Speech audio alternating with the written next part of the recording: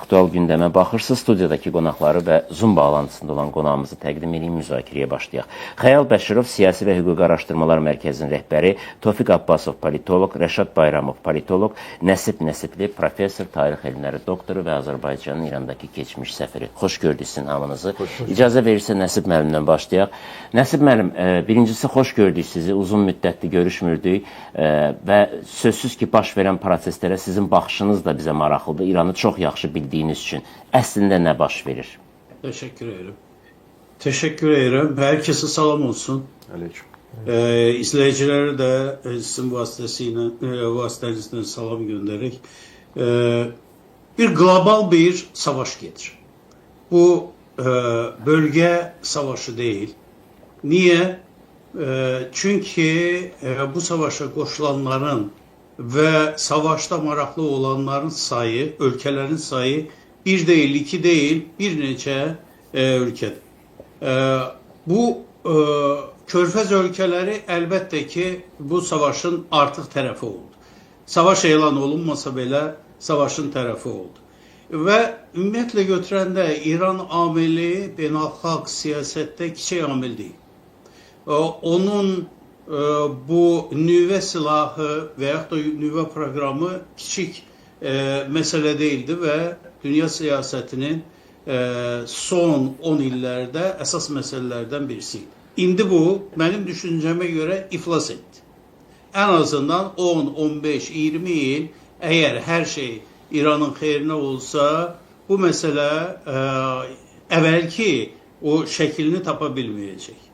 İki, burada niye global dedim? Pekin, Moskva, Tehran sac ayağının çökmesi baş verir gözümüzün qabağında. Elçin Bey, ben düşünürüm ki biz tarihi günleri yaşayırıq ve onu o cürdə değerlendirmek lazım. Bizim medya adeten təfərrüatlara qapılır, xırda meselelere qapılır. Deyək ki, Müştəbə hardadır, deyək ki, bu baş nazir, İsrail'in baş naziri ne yerde filan. Ama bu bizim için de çok önemli bir meseledir. Yani Pekin, Moskva, Tehran sac ayağının çökmesi çok önemli bir mesele. Niye çökmesi dedim? Çünkü diyesen dünen oldu ya sıra gün. Təhlükəsizlik Şurası'nda bu Hörmüz Boğazı meselesi müzakere olundu ve Rusya Federasyası'ndan Çin bir taraf kaldılar. Görünmeyen bir hadise. İki, Çin artık emelli başlı təzyiq gösterir. Çünkü nefte ihtiyacı var. Bu ayrı bir mevzudur. Şimdi niye globaldı dedim. Bunun yanında bir mesele de var. Bu en azından bu bölgede İran güçlü devlettir iddiası da çökür artık. Yani bakın Hərbi Dəniz Qüvvələri çöküb. Deyək ki havada İran hava sahasında İsrail ve Amerika Birleşmiş Ştatlarının bu teyyareleri istediği işi görür. Yani havadan müdafiə qüvvələri çöküb. 15.000 dediler 2 gün evvel 15.000 noktaya zərbe vurdu. O gün bir videoya bakırdım. Adam Təbrizdən danışır deyir, Kələntərini de vurdular. Kələntəri demek ne demekti? Polis idaresidir. Ve artık bu İsrail kaynakları değiller ki daha vurmağa deyir o nokta arayırlar. Yani o nedir? Hedef. Adını da koyuplar. Hedef bankı. Hedef bankı deyir. Tükenme üzerinde ben bir reportaja bakırdım. Sonra en önemli meselelerden birisi de siyasi İslam'ın galası olan İran İslam Cumhuriyeti yumuşak deyək, dize çöktürülür. Siyasi İslam'ın galası olan bu İran İslam Cumhuriyeti dize çöktürülür. Başka bir mesele, İran İslam Cumhuriyeti adeta regional devlet sayılır değil mi? Yani bu bölgede öz şaxələri olan, ondan sonra nüfus o elementleri olan biz ona proxy falan deyirik. bir şəbəkəsi olan bir dövlətdir, o da iflas eləyirdi.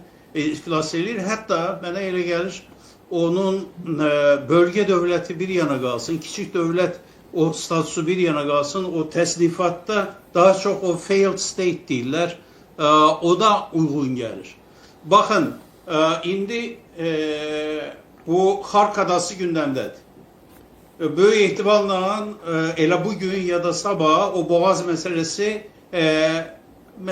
həll etməyə çalışacaq. Çünki hər tərəfdən təzyiq var. BMT də bu Təhlükəsizlik Şurası qərar verdi. O biri dövlətlərin də maraqları var. Və bundan sonra artıq İranın varlığı məsələsi gündəmə gəlir. Elçin bəy, son cümləmi deyəcəm. Bilirəm ki, iddialı cümlələrdir. Onun arkasında durmağa hazıram. Son cümləmi deyəcəm.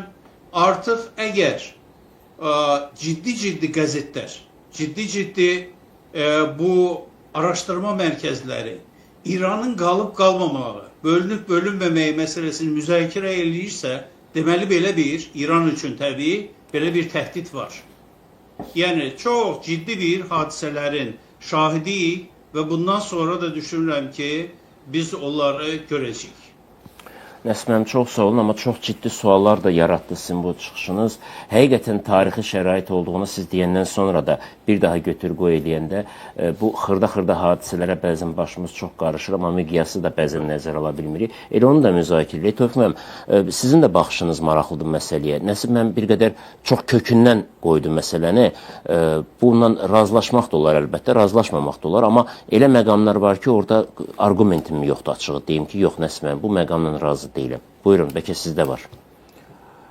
Məsələ burasındadır ki, bu savaşda asimetrik elementlər həddən artıq çoxdur.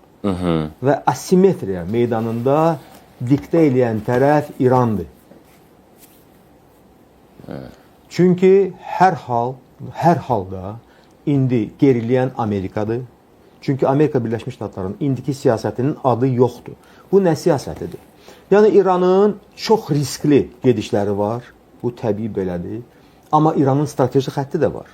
Mən sizə deyim ki, indiki zamanda, bax, İrana heç nüvə silahı lazım da deyil.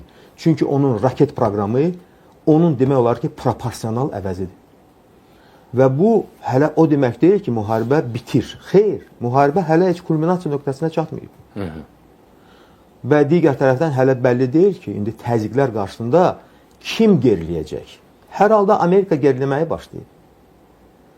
Kim ki bu saat İranın çökməsini deyir, onlar sadəcə qərb təbliğat maşınının ruporunu əvəzidir.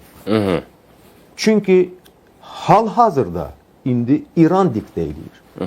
Biz görürük ki, gün ərzində Amerikanın rəsmi nümayəndəsi olan Donald Trump dəfələrlə öz fikrini deyir, təqzib edir. Deyir, təqzib edir. Bu nəyin əlamətidir? Bu çaşqınlığın əlamətidir. Çünki faktiki olaraq artıq Amerikanın daxilində proseslər baş alıb gedir.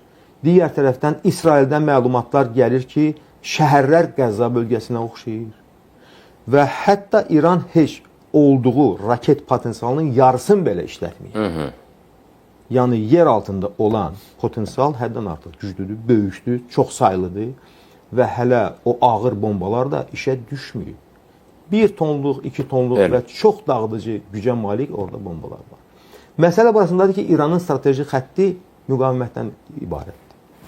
Fəal müqavimətdir bu. Və biz görürük ki, indi onlar sayısınlar neçə nöqtəni vurublar. Bəs niyə İsraildə çox qəti bir senzura var ki, ümumiyyətlə təsvirlər ortaya çıxmasın, ancaq rəsmi senzuranın, hərbi senzuranın icazə verdiyi kadrlar işıq üzü görür. Amma gələn səslər ondan xəbər verir ki, vəziyyət dəhşətli İsraildə. Həqiqətən, əgər İranın raketi gedir, Təhlükəsizlik naziri Ben-Gvir'in evini dəqiq vurur, dağıdırsa, baş nazirin evini və ofisini dağıdırsa, bu nədən xəbər verir? Bu ondan xəbər verir ki, onların da məlumatları var. Və onlar dəqiq hədəfə aldıqları yerləri vururlar, dağıdırlar. Və indi proksilər bu balaca qüvvə deyil. Əslində, belə baxanda mən bunu demişəm, sizin efirinizdə demişəm ki, İsrail dövləti hal-hazırda Amerikanın proksisi kimi çıxış edirdisə, indi deyəsən yer dəyişmə baş verir. Kim kimin proksisidir bəlli deyil. Yəni, yaxın şərqdə hər halda Amerikanın itkiləri var. Artıq Pete Hegseth də deyir ki, biz xeyli itkilərdə məruz qalmışıq. Səhv etmirəmsə desən 7 milyar civarında ən azı o desən səsləndirib bu fikirdə. Digər tərəfdən isə bəli, bu müharibədir. Biz gördük ki, İran xalqı dağıntılardan qorxmur, küçələrdən çəkilmir. Bu o deməkdir ki, yəni onların planı baş tutmadı. Yəni hakimiyyət çevrilişi olmadı. İkinci dəfədir ki, bunlar bu cəhdi göstərirlər, bu alınmır. Və indi artıq belə üzr istəyirəm bu ifadəmə görə razborkalar gedir ki, kim kimin təsiri altındadır. İsrail Amerikanın, yoxsa Amerika İsrailin. Və uzun danışmaq istəmirəm. Sadəcə mən elə başa düşürəm ki, kulminasiya nöqtəsi bu yaxınlarda olmalıdır. Və elə düşünürəm ki, martın axırına qədər bu proses davam edəcək. Çinlə danışıqlara qədər Amerikanın. Yox, bəlkə də heç o danışıqlar baş tutmasın. Aha, o ehtimal da var. Elə bir proqnozlar da var. Amma məsələ burasındadır ki... Trump da açıq dedi onu. Bəli, amma burada bir məsələ var. Bilirsiniz, BMT-də, demək, səs vermədə kimin təklifi ilə qətnamə qəbul olunmuşdu? Bəhreynin. Onunla paralel Rusiyanın da qətnaməsi var, onu da qəbul etmədilər. Və Rusiya ilə Çinin, demək, yanaşmasının arxasında belə bir ifadə durdu ki, biz ərəb dünyası ilə münasibətlərimizi korlamaq istəmirdik. Amma İran bizim müttəfimiz olaraq qalır. Rusiyanın, demək, yanaşması da başqa idi ki, bu işğaldır, bu təcavüzdür. Yəni, bunun adı budur. Bu, açıq-aşkar təcavüzdür. Və əgər biz 2000-lərin əvvəlinə qayıtsaq, General Wesley Clark'ın bir açıqlaması var idi ki, 7 ölkə dağıdılmalıdır. Bəli. Onlardan axırıncısı İrandır. Çünki ən böyük dövlətdir, biz onu parçalanacaq və s. və ilaxır. Və o ki, qaldı indi onların planlarında bunlar bunu istəyirlər. Amma biz hansı parçalanmaları gördük? Suriyanı gördük, İraqı gördük, nə bilim, Əfqanistanı gördük, Livanı və s. və s. Bu qatar hardasa dayanmalıdır, yoxsa yox? Və deyəsən, İslam dünyasının, belə deyək də, o ürəyinə, xəncər kimi yeridilən bu qatar bir yerdə dayanmalıdır. Və mənə elə gəlir ki, artıq bu prosesin arxasında böyük yerdəyişmələr olacaq, dövlətlərin çökməsi olacaq, amma mən o fikirdə deyiləm ki, İran çökəcək. Çökməyəcək. Aydındır. Rəşad xanım, çox fərqli iki mövqe eşitdik. Mən istəyərdim sizin də mövqeyi eşidək və bir balansı qurmağa çalışaq. Həm Nəsib bəyin, həm də Tofiq müəllimin dediklərində razılaşdığım və razılaşmadığım məqamlar var. Buyurun. Yəni, bu gün İranın strategiyası faktiki olaraq məcburiyyətdən formalaşmış strategiyadır. Yəni, İranın əlində təbii ki, başqa vasitə yoxdur. İran müharibə başlamamışdan öncə, ya hərbi əməliyyatlar başlamamışdan öncə də faktiki olaraq strategiyasının nədən ibarət olduğunu açıq şəkildə ortaya qoymuşdu və bildirmişdi ki, Körfəz ölkələrindəki Amerika hərbi bazalara hədəf alınacaq. Onun ardınca onu da qeyd eləmişdi ki, Hürmüz boğazının bağlanması istiqamətində addımlar atılacaq. Yəni, bu günləri İranın atdığı addımlar, belə deyək, gözlənilən addımlar idi. Çünki əvvəldən açıq şəkildə bəyan etmişdi bunlar. Amerika Birləşmiş Ştatları və İsrail, biz çox danışırıq birgə əməliyyatlardan öncə hazırlıq səviyyələrini, oradakı beyin mərkəzlərinin bu və ya digər şəkildə proseslərlə bağlı təhlillərini və s. danışırıq. Amma faktiki olaraq məlum olur ki, bu beyin mərkəzləri üçün ayrılan o boyda vəsaitlər, belə deyək, havaya sovrulmuş vəsaitlər kimi ortaya çıxır. Çünki əməliyyatların indiyə qədər keçən dövrü göstərir ki, Amerika Birləşmiş Ştatları və İsrailin ilkin planları və ilkin hədəfləri istiqamətində hər hansı bir müsbət, belə deyək, irəliləyişlər yoxdur. Yəni, bu günləri İran dağılırmı? Dağılır. İran ərazisi, infrastruktur məhv edilirmi? Edilir. Böyük təcrid vəziyyətinə salınıbmı? Salınıb. Bunda İranın özünün də böyük rolu var o təcrid vəziyyətinə düşməyinin. Bütün bunlar baş verir. Amma hərbi əməliyyatların məqsədi, qarşıya qoyulan hədəflərə çatmaq istiqamətində heç biri ilə bağlı konkret nailiyyət əldə olunmayıb. Yəni, bu günləri əgər İranın əlində hələ də 400 kiloqramdan artıq 60%-ə qədər zənginləşdirilmiş uran qalırsa, bu günləri hələ də ayrı-ayrı yer-altı laboratoriyalarda uranın zənginləşdirilməsi ilə bağlı fəaliyyətin davam etdirilməsi ilə bağlı məlumatlar varsa, bu günləri hələ də balistik raket sistemi istehsalı dayanmayıbsa İran daxilində, bu günləri rejim dəyişikliyi yoxdursa və proksi qüvvələrlə İran arasında bir məsafə qoyuluşuna nail olunmayıbsa, faktiki olaraq indiyə qədərki hərbi əməliyyatlar öz məqsədlərinə çatmayıb. İran tərəfinin strategiyası başda da qeyd elədiyim kimi hər nə qədər məcburiyyətdən irəli gələn strategiya olsa da, amma davamlı şəkildə bunun davam etdirilməsi özü də İran üçün çox ağır nəticələrə gətirib çıxara bilər. Yəni bu günləri Amerika Birləşmiş Ştatları biz bilirik, Trump faktiki olaraq NATO-ya dəstək üçün çağırış eləyir və onunla birlikdə Hörmüz istiqamətində fəaliyyətin həyata keçirilməsi ilə bağlı çağırışları var. Çinə müraciət eləyərək konkret olaraq Hörmüzün açılması ilə bağlı şərt irəli sürür ki, əgər bu istiqamətdə Çin addımlar atmasa, onda görüşün, yəni Amerika Birləşmiş Ştatları və Çin arasında keçiriləcək görüşün təxirə salınması və baş tutmaması məsələsini şərt olaraq irəli sürür. Yəni bütün bunlar onu göstərir ki, həqiqətən də Amerika Birləşmiş Ştatları bu qədər uzaq və bu qədər uzun məsafədə belə deyək, müharibənin aktiv fazasına hazır deyildi.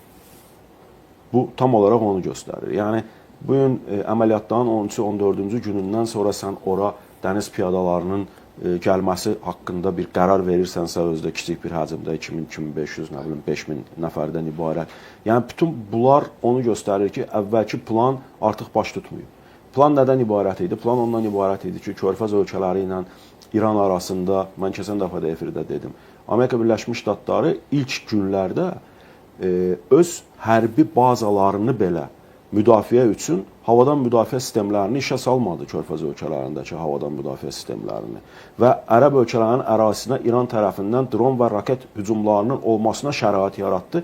Məqsəd böyük ölçüdə ondan ibarət idi ki, bu ölkələr də bu və ya digər şəkildə Amerika ilə birgə İran əleyhinə fəaliyyətdə artıq məcbur qalıb fəaliyyətdə iştirak eləsinlər. Buna getmədilər, çünki bugün o güc balansı və s. məsələlər, daha yaxın hədəf olma məsələsi Körfəz ölkələrini bu və ya digər şəkildə bundan saxladı. Amma bayaq qeyd elədiyim fikrə qayıtmaq istəyirəm. Bunun davamlı şəkildə baş verəcəyi, yəni İranın davamlı şəkildə bu ölkələri zərbə altında saxlayacağı halda, davamlı şəkildə Hörmüzdən onların iqtisadi maraqlarını bloklayacaq addımların atılacağı halda Amerika Birləşmiş Ştatlarını tamamilə bir tərəfə qoyaq, bu Körfəz ölkələrinin özünün mövcudluğunu qoruyub saxlamaq üçün konkret addımlar atmaq məcburiyyəti ilə üz-üzə gəlir. Nə ola bilər bu addımlar? Hər şey ola bilər sabahları. İran ərazisinə zərbələrin endirilməsi də ola bilər. Yəni onsuz da bir tərəfli şəkildə İran bu zərbələri endirir. Bəli. Düzdürmü? Bunun cavabı ola bilər. Sabahları bu nəyisə dəyişə bilərmi o cavab? Baxın, hər şey bilsin nədən asılıdır. Bu günləri biz hər nə qədər danışsaq da ki, İranda vahid düşmənə qarşı insanlarda bir birlik qoyub. Amma bu heç də o demək deyil ki, sabahları müharibənin aktiv fazası başa çatandan sonra bu birlik qoyulub saxlanılacaq. Yəni sabahları İran daxilində hakimiyyət uğrunda mübarizə məsələsi də ortaya çıxa bilər. İran daxilində xalqlar arasında qarşıdurma da ortaya çıxa bilər. O müharibədən sonra. Amma bax, indi bu gedişatda Körfəz ölkələri birləşib də, bax siz bayaq dediniz, nə edə bilər?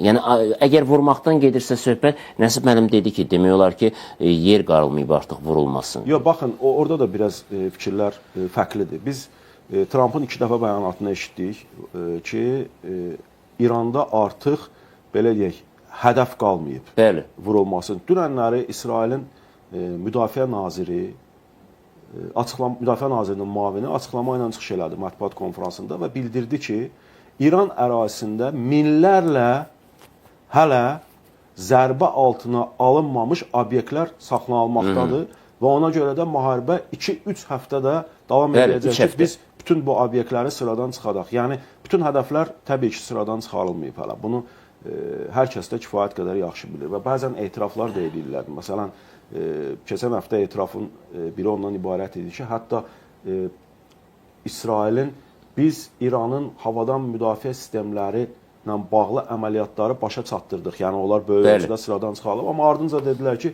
bir sıra havadan müdafiə sistemləri və raket qurğuları dağlıq ərazilərdə yerləşdiyi üçün onların vurulmasında çətinliklər var. Yəni, o qədər əks fikirlər deyilir ki, bu da təbii ki, daxili auditoriyadan gələn narazılıqla bağlıdır. Bu gündən Amerika Birləşmiş Ştatlarının daxilində narazılıq var. ABŞ-a Avropa İttifaqı tərəfindən təzyiq var. ABŞ-a Körfəz ölkələrindən təzyiq var. Buna gələcəm Rəşad müəllim. İndi bir reklam fasiləmiz var. Fasilədən sonra davam elətdirək.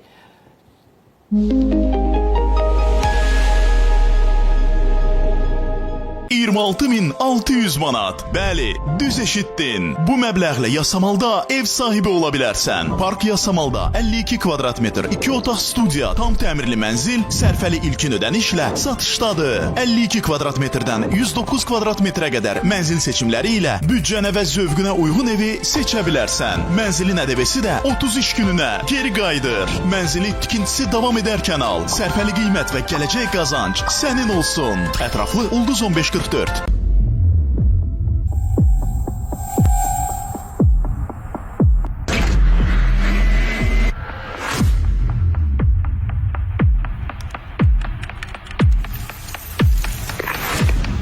Vəziyyət necədir orada? Biraz gözləmə olacaq. Yüklənmə gedir. Telefonla oynamaq vaxtıdır. Banklıq bir-iki işim var. Onları həll edirəm. Sən bu qarışıqlıqda banka hardan tapacaqsan? ABB sayəsində mənim səsli köməkçim var. Salam Çavit, sizə necə dəstək ola bilərəm? Əmək haqqı kartımdan DJ hesab, max hesabıma 1000 manat köçür.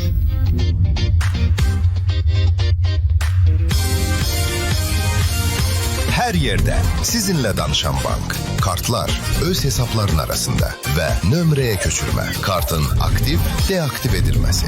Bankla bağlı bütün sualların cevaplandırılması. İndi çok rahat. Davamı da gelecek.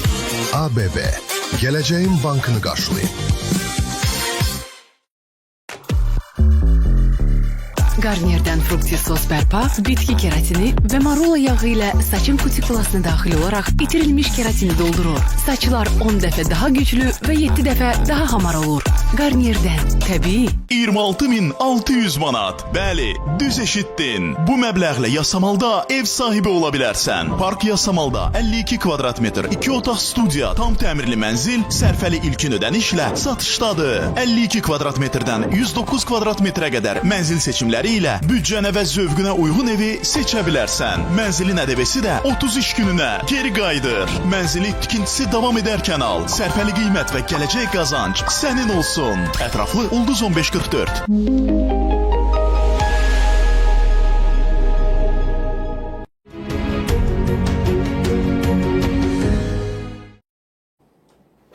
Müzakirəni davam elətdirək. Xəyal mənim, situasiyanın əslində necə olduğunu 17-ci günün bir həm də hesabatı kimi müzakirə eləyəcəyik. Amma studiyada fikirlər səsləndi. Çox güman ki, sizin də bundan bağlı mövqeyiniz olacaq. Əslində çox əks fikirlər idi. Doğrudur, Rəşad müəllim dedi ki, bəzilərindən razıyım, amma faktiki olaraq söylənilən argumentlərin əksəriyyətindən razı olmayıb, öz bir planını qoydu və əgər bir tərəf deyirdisə, İran məğlubdur, digər tərəf dedi, ABŞ məğlubdur.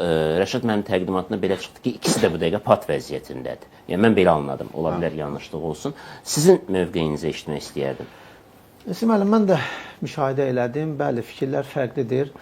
Amma baxın, müharibədir və bu müharibədə heç kim İranın gücünü, İranın potensialını, silah arsenalını, texniki arsenalını Amerika Birləşmiş Ştatlarının, o cümlədən də İsrail ilə birlikdə arsenalı ilə müqayisə etmir. Bu yanlışdır. Yəni, ümumiyyətlə müqayisəyə gəlməz güclərdir. Amerika Birləşmiş Ştatlarının 1 trilyonluq hərbi büdcəsi varsa, İranın təxminən 10 milyard dollarlıq hərbi büdcəsi var. Yəni, bu büdcələrlə yanaşsaq, biz təbii ki, İranın çoxdan artıq məhv olunmasını şahid olmalıydıq. Eyni zamanda biz ekspert olaraq və yaxud siyasi şərhçi olaraq prosesləri şərh edərkən, proseslərə münasibətimizi bildirərkən, təbii ki, baş verən proseslərin, hadisələrin məntiqi ilə çıxış edirik. Görüntülərə baxıb İranda hansısa binalar dağılır və yaxud İsraildə senzuradan keçəndən sonra yayılmış bəzi məlumatlara əsasən hansısa binalar vurulur. Bunun əsasında biz deyə bilmərik ki, İran çökür və yaxud İsrail çökür və yaxud Amerika Birləşmiş Ştatları. Amma proseslərə diqqət edək, təhlil edək. Amerika Birləşmiş Ştatları və İsrail danışıqlar prosesində İrana hücum etdilər. Bu birinci ən ciddi yanlış idi. Danışıqlar prosesində hücumun edilməsi artıq təkrar baş verirdi. Eyni zamanda Amerika Birləşmiş Ştatlarının İsrail ilə birlikdə İrana hücumu zamanı ilk A planı o idi ki, rəhbərliyin vurulması, siyasi hərbi elitanın sıradan çıxarılması və İranın 1, 2, 3 gün dalbadal bombardman edilməsi İrandakı rejimin çökməsinə gətirib çıxaracaq. Bu özünü doğrultmadı. Və hətta İran əhalisinin ilk gün İran əhalisinin telefonlarına da mesajlar getmişdi ki, qalxın etirazlara, biz sizə yardıma gəlirik. Amma bu amil özünü doğrultmadı. Bu fakt göstərdi ki, İrandakı rejim bu proseslər nəticəsində dağılmayacaq. Ondan sonra nə baş verdi? Ondan sonra Körfəz ölkələrini prosesə cəlb etmək, hətta Türkiyə və Azərbaycanın belə prosesə cəlb edilməsi istiqamətində addımlar atıldı. İndi İran tərəfindən raket, dron gəldi, amma hər bir halda biz bilirik ki, Ərəb ölkələrinin, Körfəz ölkələrinin prosesə cəlb edilməsi Amerika Birləşmiş Ştatları ilə İsrailin işinə yarayan addım idi. Fərqli fikirlər səsləndirilir ki, İran vurur həmin o obyektləri. İran deyir, mən hərbi bazaları vururam, amma orada mülki obyektlərində vurulmasının şahid oluruq. Bu başqa bir məsələdir, amma hər bir halda Ərəb ölkələri prosesə cəlb olunmadılar. Baxın, 17 gündür ki, İran Ərəb ölkələrinin infrastrukturuna zərbələr indirir. Təbii ki, burada söhbət hərbi bazalardan gedir. Bəli. İran tərəfi hərbi bazaları vurduğunu deyir, amma İran tərəfinin adına yazılsa da, bəzi mülki obyektlər də vurulur, amma Ərəb ölkələri bu prosesə qarışmadılar. Çinlə Rusiyanın... İran adına yazılsa onda kim vurur, Xəyal müəllim? Biz keçən verilişlərdə burada müzakirə etdik. Məsələn, Səudiyyə Ərəbistanda Aramco neft zavodunun dünyanın ən nəhəng neft zavodlarından biridir. Bunun İsrail tərəfindən vurulması məsələsi o qədər də şübhə doğurmadı. Hətta Səudiyyə Ərəbistanda və Qətərdə Mossadın kəşfiyyatçıları saxlanıldı. Düzdür, ondan sonra bu məlumatların davamı gəlmədi, amma hər bir halda bu da ciddi bir ittiham idi ki, onlar mülki obyektlərdə təxribatlar törətmək üçün oraya yerləşmişdilər. İndi başqa Çinlə Rusiya ilə bağlı məsələyə toxunuldu ki, Təhlükəsizlik Şurasının qətnaməsində ümumiyyətlə BMT-nin bugün heç bir rolu qalmıyor. BMT təsisat olaraq Amerika Birləşmiş Ştatlarının maliyyə yardımlarından asılı olan bir təşkilatdır və Amerika Birləşmiş Ştatları qəzəblənəndə BMT səsini qısnayır. Amma biraz sakitləşəndə BMT-nin müəyyən mənada səsi çıxır. Təhlükəsizlik Şurasında o qətnamənin qəbul edilməməsi məsələsinə gələndə mən bunu Çin və Rusiya tərəfindən o bir tərəf qalmalarını siyasi manevr olaraq hesab edirəm. Nə üçün? Çünki baxın, burada birmənalı şəkildə Çinin iqtisadiyyatının taleyi həll olunur. Çin necə bu prosesə belə deyim, etinasız və yaxud laqeyd qala bilər? Təbii ki, bu məntiq bunu demir. Məntiq tamamilə fərqli şey deyir. Və siz təsəvvür edin ki, 17 günlük müharibə gedir. 17 gün ərzində Çin tərəfi 2-5 milyon barel həcmində hər gün neft daşıyır. Yəni, bu proses ondan xəbər verir ki, Ərəb deməli, dənizi ətrafında, Fars körfəzi ətrafında baş verən proseslərdən Çin elə bir ciddi zərər görməyib.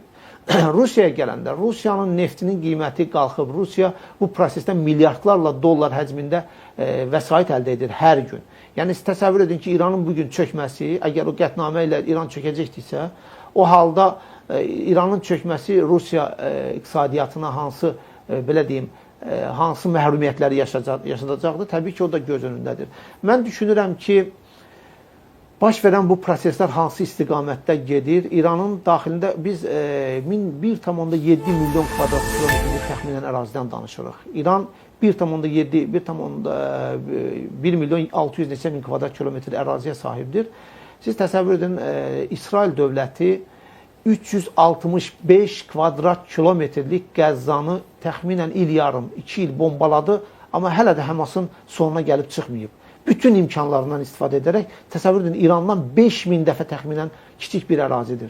Amma İran 17 gündür ki, 239 min kvadrat kilometrlik Fars körfəzinə nəzarət edir. Orada bir gəmi İranın nəzarətindən kənar çıxmır. Yəni, budurmu İranın çökməsi, İranın dağılması? Və yaxud da ki, 5500 kilometr sərhəddi olan bütün o Fars körfəzi ətrafındakı dövlətlər, 8 dövlət var. Bu dövlətlər hələ ki, İrana qarşı hər hansı bir addım atmırlar. Düzdür, İranın dronları öz ərazilərində vurulur və yaxud da ki, raketləri zərərsizləşdirir. Bu təbiidir, bunu etməlidirlər. Amma bugünə qədər onlar bu prosesə qarışmayıblarsa, deməli, onların Amerika Birləşmiş Ştatlarından ciddi narazılıqları var. Amerika Birləşmiş Ştatları onların təhlükəsizliyinə qarantiya vermişdi. Ötən əsrin 2-ci Dünya müharibəsindən sonra Amerika Birləşmiş Ştatları bütün bazalarını yerləşdirib, Türkiyə daxil olmaqla, Ərəb ölkələri daxil olmaqla. Düzdür, biz bilirik, bunun əsas hədəfi İran deyildi, bunun əsas hədəfi Çindir və onlar Çinə doğru o bazaları genişləndirirlər. Amma o yolda onlar üçün müdafiə bir qalası var, o qala İrandır. Və İran əslində bugünə qədər Amerika Birləşmiş Ştatlarının da İsraillə işinə yarayıb bir çox hallarda. Necə yarayıb? İsrail silahlanma prosesini həyata keçirərkən və yaxud Amerika Birləşmiş Ştatları öz bazalarını kimə münasibətdə təhlükəsizlik qarantiyası olaraq Ərəb ölkələrinə vermişdi? Həmin təhlükəsizlik qarantiyini İrana münasibətdə vermişdi və o bazaları İrana münasibətdə onların ərazisində yerləşmişdi. Əslində, burada İran faktorundan istifadə edən Amerika Birləşmiş Ştatları, İsrail uzun müddət öz siyasətlərini həyata keçiriblər. Amma bugün məlum oldu ki, Ərəb ölkələrinə yerləşdirilmiş o hərbi bazalar əslində Ərəb ölkələrinə deyil, İsrailə və Amerika Birləşmiş Ştatlarının Körfəzdə və yaxın şərqdə maraqlarına xidmət edib. Onların o maraqlarına və İsrailin təhlükəsizliyinə xidmət edib. Bax, bunu ərəb ölkələri artıq bu reallığı anladılar və bu gün Fars körfəzində baş verən bu proseslər ərəb ölkələrini yenidən düşünməyə vadar edəcək. Mən düşünürəm ki, artıq onların münasibətləri əvvəl kimi olmayacaq. Düşünüb neyniyəcəklər? Düşünəcəklər. Bundan sonra Amerika Birləşmiş Ştatlarına o şəkildə, bax, trilyonlarla dollar həcmində Donald Trump yaxın şərqə ilk səfərini etdi və memorandumlar imzaladılar, bəyannamələr. O bəyannamələr hələ icra olunmayıb və mən düşünürəm ki, əslində onlar o bəyannamələrin icrasını həyata keçirməyəcəklər. Deyiblər açıq şəkildə də. Bəli. Ki, artıq özümüzün ərazimizdə... Bəs yaxşı təhlükəsizlik çətiri məsələsi çıxarsa ortalığa? Təhlükəsizlik çətiri kimə münasibətdədir? İrana. İran əgər bu məsələdə doğru davranacaqsa, bu prosesləri, yəni həmin o dövlətlərin ərazisinin bombardman edilməsi prosesində müdrik yanaşma tərzi ortaya qoyur. Məsələn, bax, bir müdrik yanaşma tərzi nədir? İranın şahid dronları var. O şahid dronlarının bir görüntüsü var, görünüşü var. Həmin o dronlarla İran İsrail ərazisini və yaxud da ki, Amerika Birləşmiş Ştatlarının bazalarını vurur. Artıq Amerika Birləşmiş Ştatları bu 17 gündə, indi neçə gündən istifadə edib, şahid dronlarının eynisini, Lucas dronları deməli, istehsal edib və həmin o dronlarla ərəb ölkələrində bəzi infrastrukturlar vurulur. İran tərəfi həmin o ölkələrə çağırış edib ki, həmin o dronlar, hansı ki, sizin ərazilərdə mülki obyektləri vurur, gəlin onların araşdırmasını aparaq. Və əgər o dronlar bizə aiddirsə, məsuliyyəti biz üzərimizə götürək. Əgər o dronlar bizə aiddirsə, hansı ki, biz iddia edirik ki, onlar Lucas dronlarıdır, Amerika Birləşmiş Ştatları tərəfindən istehsal edilib və istifadə edilir, o halda təbii ki, seçim sizindir. Bu baxımdan mən düşünürəm ki, Elçin müəllim, Amerika Birləşmiş Ştatlarının prezidenti Donald Trump'ın yürütdüyü bu siyasət Amerika Birləşmiş Ştatlarının ötən əsrin ortalarından bu ilə qədər, təxminən 80 il ərzində yaxın şərdəki o dayaqlarını indiki qədər heç vaxt sarsıtmamışdır. Bax, yaxın şərqdə Amerika Birləşmiş Ştatlarının dayaqları sarsılıb. İran tərəfi bombalana bilər. İran 1.700.000 kvadrat kilometr ərazisi var və İsrail İrandan dəfələrlə, baxın, bir Tehranın ərazisi İsrail ərazisi boydadır təxminən. Təbii yəni ki, siz o fikirdəsiniz ki, İran çökməyib və üstəlik də o üç ayaqlı, yəni deyilən bir model ki var idi, Nəsib müəllim dedi, o da çökməyib, əksinə daha da güclü şəkildə ayaqdadır. İranın çökməsinin bir yolu var. İranın vətəndaşları, insanları etiraza qalxmadılar. Onlar rejimi, yəni İranın çökməsindən söhbət getmir, rejimi devirə bilərlər. O da ki, baş vermir, əksinə onların biz konsolidasiyasının şahidi oluruq və o üç bucaq ki, deyirsiniz ki, Tehran, Moskva, Pekin, mən düşünürəm ki, bu mərkəzlərin üçü də, bu paytaxtların üçü də bir-birlərindən asılıdır və Çin bilir ki, çox gözəl anlayır ki, onun üçün də o gündən var. Tayvan məsələsi hələ həllini tapmayıb və əgər Amerika Birləşmiş Ştatları bugün Tayvanda mövcuddursa, bu Çinin Fars körfəzinə, Amerika Birləşmiş Ştatlarına yardıma çağırması təşəbbüsünün nə dərəcədə məntiqə, ağla sığdığını ortaya qoyur, dırnaq arasında mən düşünürəm. Və Rusiya çox gözəl bilir ki, İran kartı onun üçün Ukrayna müharibəsində ən gözəl, ən dəyərli kartdır. Prosesdən o istifadə edir, çox deyim, məharətlə istifadə edir və burada əksinə biz NATO-nun parçalanmasının şahidi oluruq. Ona gələcəm, NATO mövzusuna toxunacam. Nəsib müəllim, faktik olaraq özünüz də gördünüz mənzərəni, studiyada fikirlər açılandı. Həqiqətənmi İran daxilində xalq dəstəkləyir və o meydanlarda biz gördüyümüz görüntülər xalqdır? Nəyə görə soruşdum? Bizim studiyamızda bir neçə ekspert buna qədər söyləmişdi ki, bu əslində SPH və yaxud da bəsicə daxil olan və yaxud da onlardan asılı olan şəxslərdir. Yəni, xalq deyil hələ. Və doğrudan mı bu gətirilən argumentlər göstərir ki, faktik olaraq uduzan tərəf Amerikadır? Amerikanın ya İsrailin bugün belə deyək, planlaşdırdıqları o hədəflərə yetməməsi bu savaşın xarakterini dəyişdirmir. Deyək ki, 3 gün, 5 gün filan o Putin də bir vaxtlar demişdi, görünür bu elə oxşatma aparırlar və Ağ Ev özü dedi ki, 3 gün, 4 gün filan biz planlaşdırmışdık. Bundan çox uzun çəkəcək və adam deyir ki, 4-5 və ya da 6 həftə çəkəcək. Bu 6 həftədə o dediyimiz o proses daha da dərinə gedəcək. İndi İran daxilinə gidirik. İran biz 3 ildən, 4 ildən bir böhran vəziyyətinə düşür. Bunun biz hamımız şahid olmuşuq. 2 ay əvvəl də belə idi. Və 3.000-dən 30.000-ə qədər o SEPA öz əhalisini qırdı. Bunu biz gördük. Niye? Hamısı casus değildi ki. Elbette ki İsrail'in, Amerika'nın casus şəbəkəsi var orada. O olmasaydı bu rəhbəri ya da bu komandirləri filanları, Sepahın o başında duran insanları vura bilməzdi və o proses də davam edir. Baxın, İran İslam Cumhuriyyəti hamısı ateistdir deyə bilməyəcək. Əhalisi. Ya da hamısı dindardır deyə bilməyəcək. Bütün rejimlərdə heç olmasa 15-20% onu dəstəkləyən qüvvə var. Bir də bu 47 il ərzində bu Sepahdır, Bəsişdir, digər orqanlarda bəslənir. Yəni büdcədən, o neft gəlirlərindən dolayısıyla gələn o pullar hesabına bəslənir. İndi orada %15-20% varsa və onlar çox aktivdirlər şübhəsiz, dövlət də əlində və hər dəfə də o küçəyə çıxanda, baxın bu elə bir mənzərə yaratmaq istəyirlər, bu arada onu da deyim. Senzura savaş dövründə bütün ölkələrdə var. İranda da var. İranda da onu böyüdür verir və əhalinin 70-80% bu rejimdən narazıdır. Və narazılığını da bir daha təkrar olaraq deyirəm, 3-5 ildən bir göstərir. Narazı olmamaq da mümkün deyil. İstənilən adama ora zəng eləyin, dostunuz, tanışınız filanınız, onun bir 70-80% deyəcək ki, rədd olsun bunlar getsinlər. Mərkbər diktator demədilər mi? Mərkbər rəhbər demədilər mi? 3-5 il bundan əvvəl.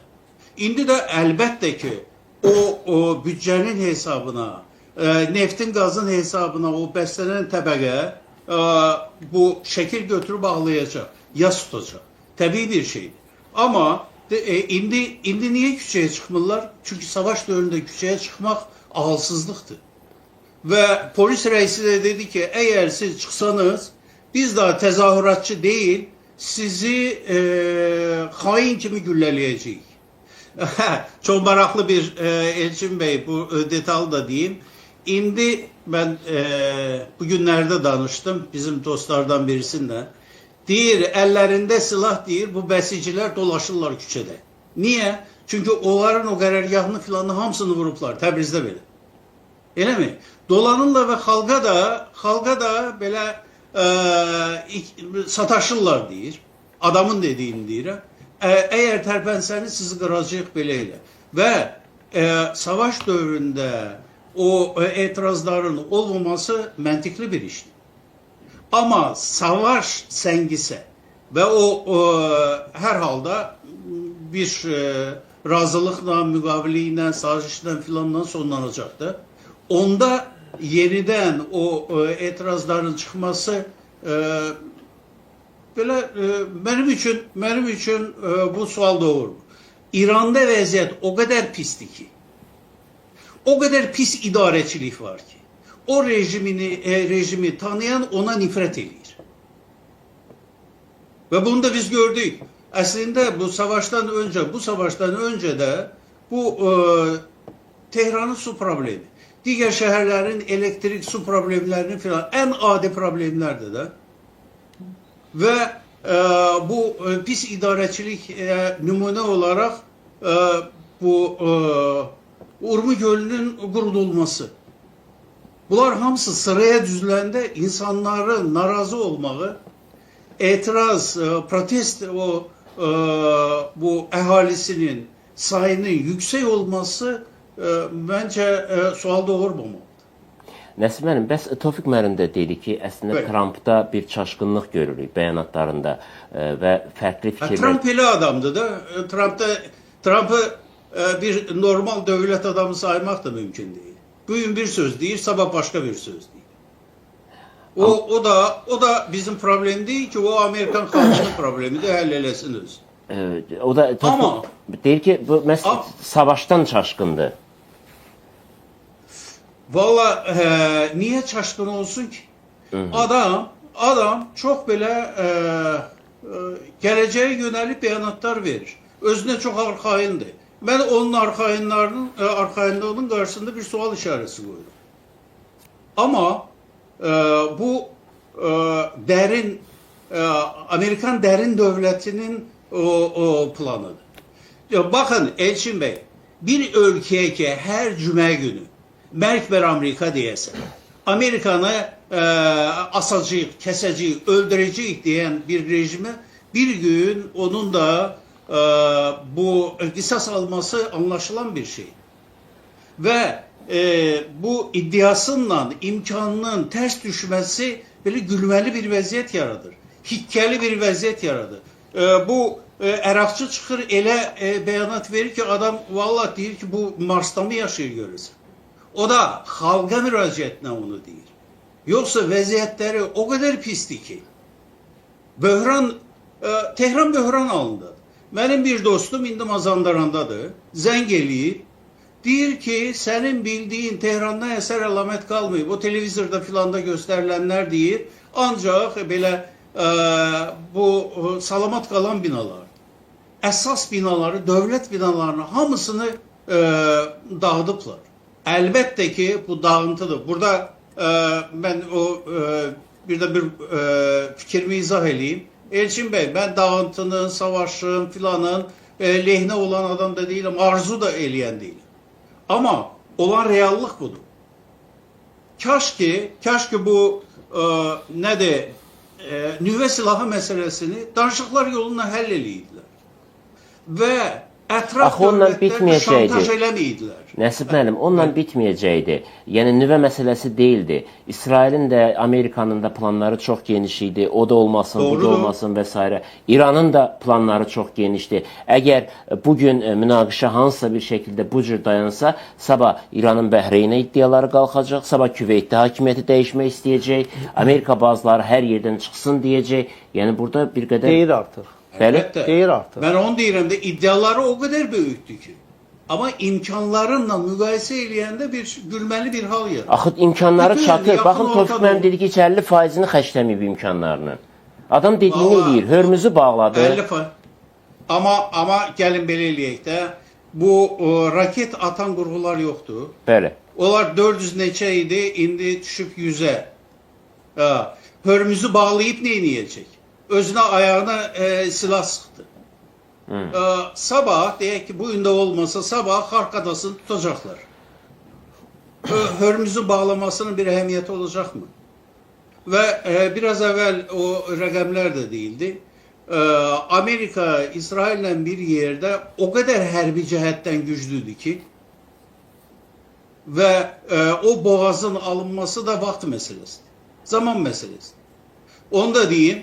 O sizin dediklerinize bir şey de ilave edeyim. Bir zamanlar Şah orada 3 tane ada var idi. Böyük Tombeydi, Kiçik Tombeydi, Ebu Musa'ydı filan da. Onu da işgal eləmişti. Güçlüydü o zaman. Amerika'nın özü arkasında olduğunu nəzərə alıb getdi oranı işgal elədi. İndi həmin adalar da gündəmdə. Birleşmiş Arap Emirlikler deyir ki o adaları mütləq geri qaytarmalı. Bəli. Ümumiyyətlə adalar mövzusu Böyle çox bir durum ciddi var. mübahisəyə çevrilib artıq. Bu da aydındır. Mən də Tofiq müəllimlə danışacağım, amma bir xəbər gəldi. İsrail Hərbi Hava Qüvvələri hazırda eyni vaxtda Tehran, Şiraz, Təbrizdə İran terror rejiminin infrastrukturuna qarşı geniş miqyaslı hücum dalğasına başlayıb. Bunu İsrailin Müdafiə Nazirliyinin verdiyi məlumat əsasında dedim. Buyurun, bax bu mənzərəni mən istəyirəm həqiqətən də necə çıxacaqlar savaşdan. Amerika necə çıxacaq, İran necə çıxacaq? Hələ ki sual bu dəqiqə budur. Hücum mövqeyində olan Amerika ilə İsrail deyil, bəlli məsələdir. Müdafiədə olan İrandır. Əgər bir xalqın 70%-i rejimə qarşıdırsa, ömründə o hakimiyyət duruş gətirə bilməz. Eyvallah, doğru. Ömründə duruş gətirə bilməz. Ən azı çoxdan devrilmişdi. Özdəki İran xalqının etiraz gücü həddən artıq böyükdür. Dövlət də deyir ki, biz icazə veririk. Nədən narazısınızsa biz sizi dinləyirik. Çıxın bayrağa, etirazı bildirin. Sadəcə son dalğa ərzindəki İranda ixtişaşlar oldu. İran hakimiyyəti mən bildiyimə görə mətbuatdan hər halda bilir ki, özdə sağlam yanaşması olan qərb mətbuatı da yazır ki, 3170 nəfər adam ölüb. Gah dedilər 30 min ölüb, gah dedilər 50 min ölüb. Yəni bunlar hamısı fake news'un icad etdiyi, bəli, rəqəmlər çalışırlar insanlarda xof yaratsınlar, insanları bədyona etsinlər və s. Reallıq başqa şeyi diktə edir. Bu müharibədir. İndi İsrail bu günləri xəbər verir ki, hücuma başlayıb. Bəli, müharibədir. Yəni Köllü balıq istəyəndir özünü dəryaya salmır.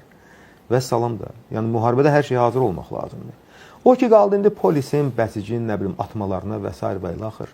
Müharibə dövründə Almaniya hücum eləyəndə Rusiyanın, Sovetin elə istənilən şəhərində panika qaldıranlarla nə edirdilər? Onları yerindəcə güllələyirdilər. Sonra təbliğat aparanları nə edirdilər? Yerindəcə güllələyirdilər. Yəni bu hər dövrünün qayda, qanunudur. Onlar hamısı xırda məsələlərdir. Məsələ əsas odur ki, indi İranda həqiqətən də konsolidasiya var. Cəmaət hakimiyyətlə birdir.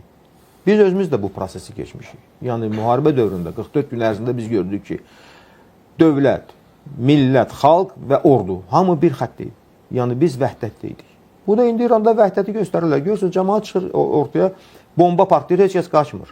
Və bizdə belə bir belə deyək də, tirajlanan bir tezis var idi ki, İranda problem yaransa, biz gələ sərhədləri bağlayaq, İrandan qaçqın kütləsi gələcək. Nə oldu? İrana qayıdır insanlar, tələbələr, xaricdə işləyənlər ki, vətən təhlükə altındadır. Onlar qayıdırlar İrana ki, biz orada olmalıyıq. Bu bir. İkincisi, İranın planı var. Müdafiə planı var və hətta əks hücum planı var. Amerikanın planı varmı? Mən onu görmürəm şəxsən.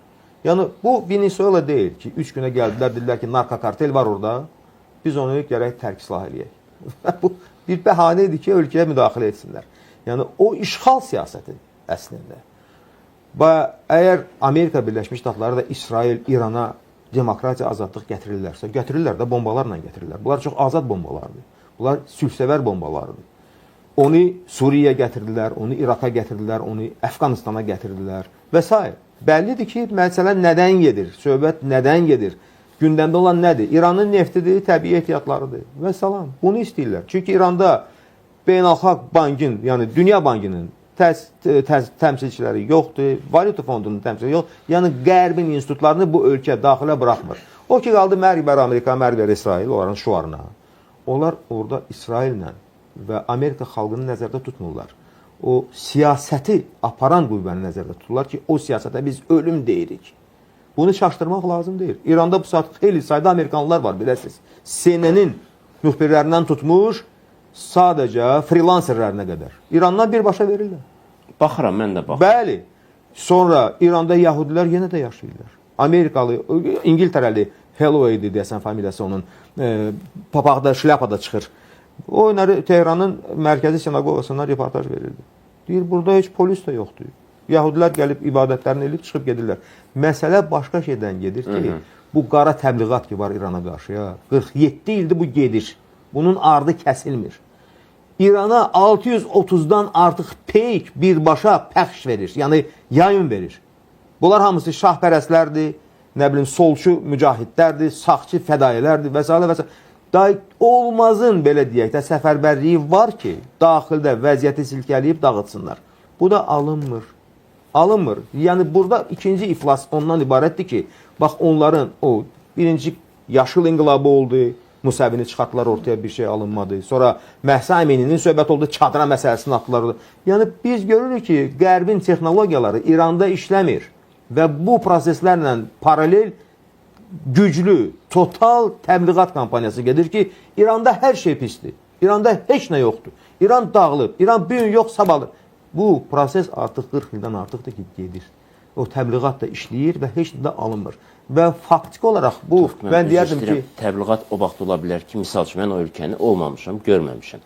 Amma Nəsib mənim orada səfir işləyib. Mən də İranda olmuşam, Nəsib mənim neçənci ildə olub. 92-93-də. Bəli. Mən olmuşam İranda, Tehranda, nə bilim, 7-8 il bundan. Aha, vəziyyət dəyişir.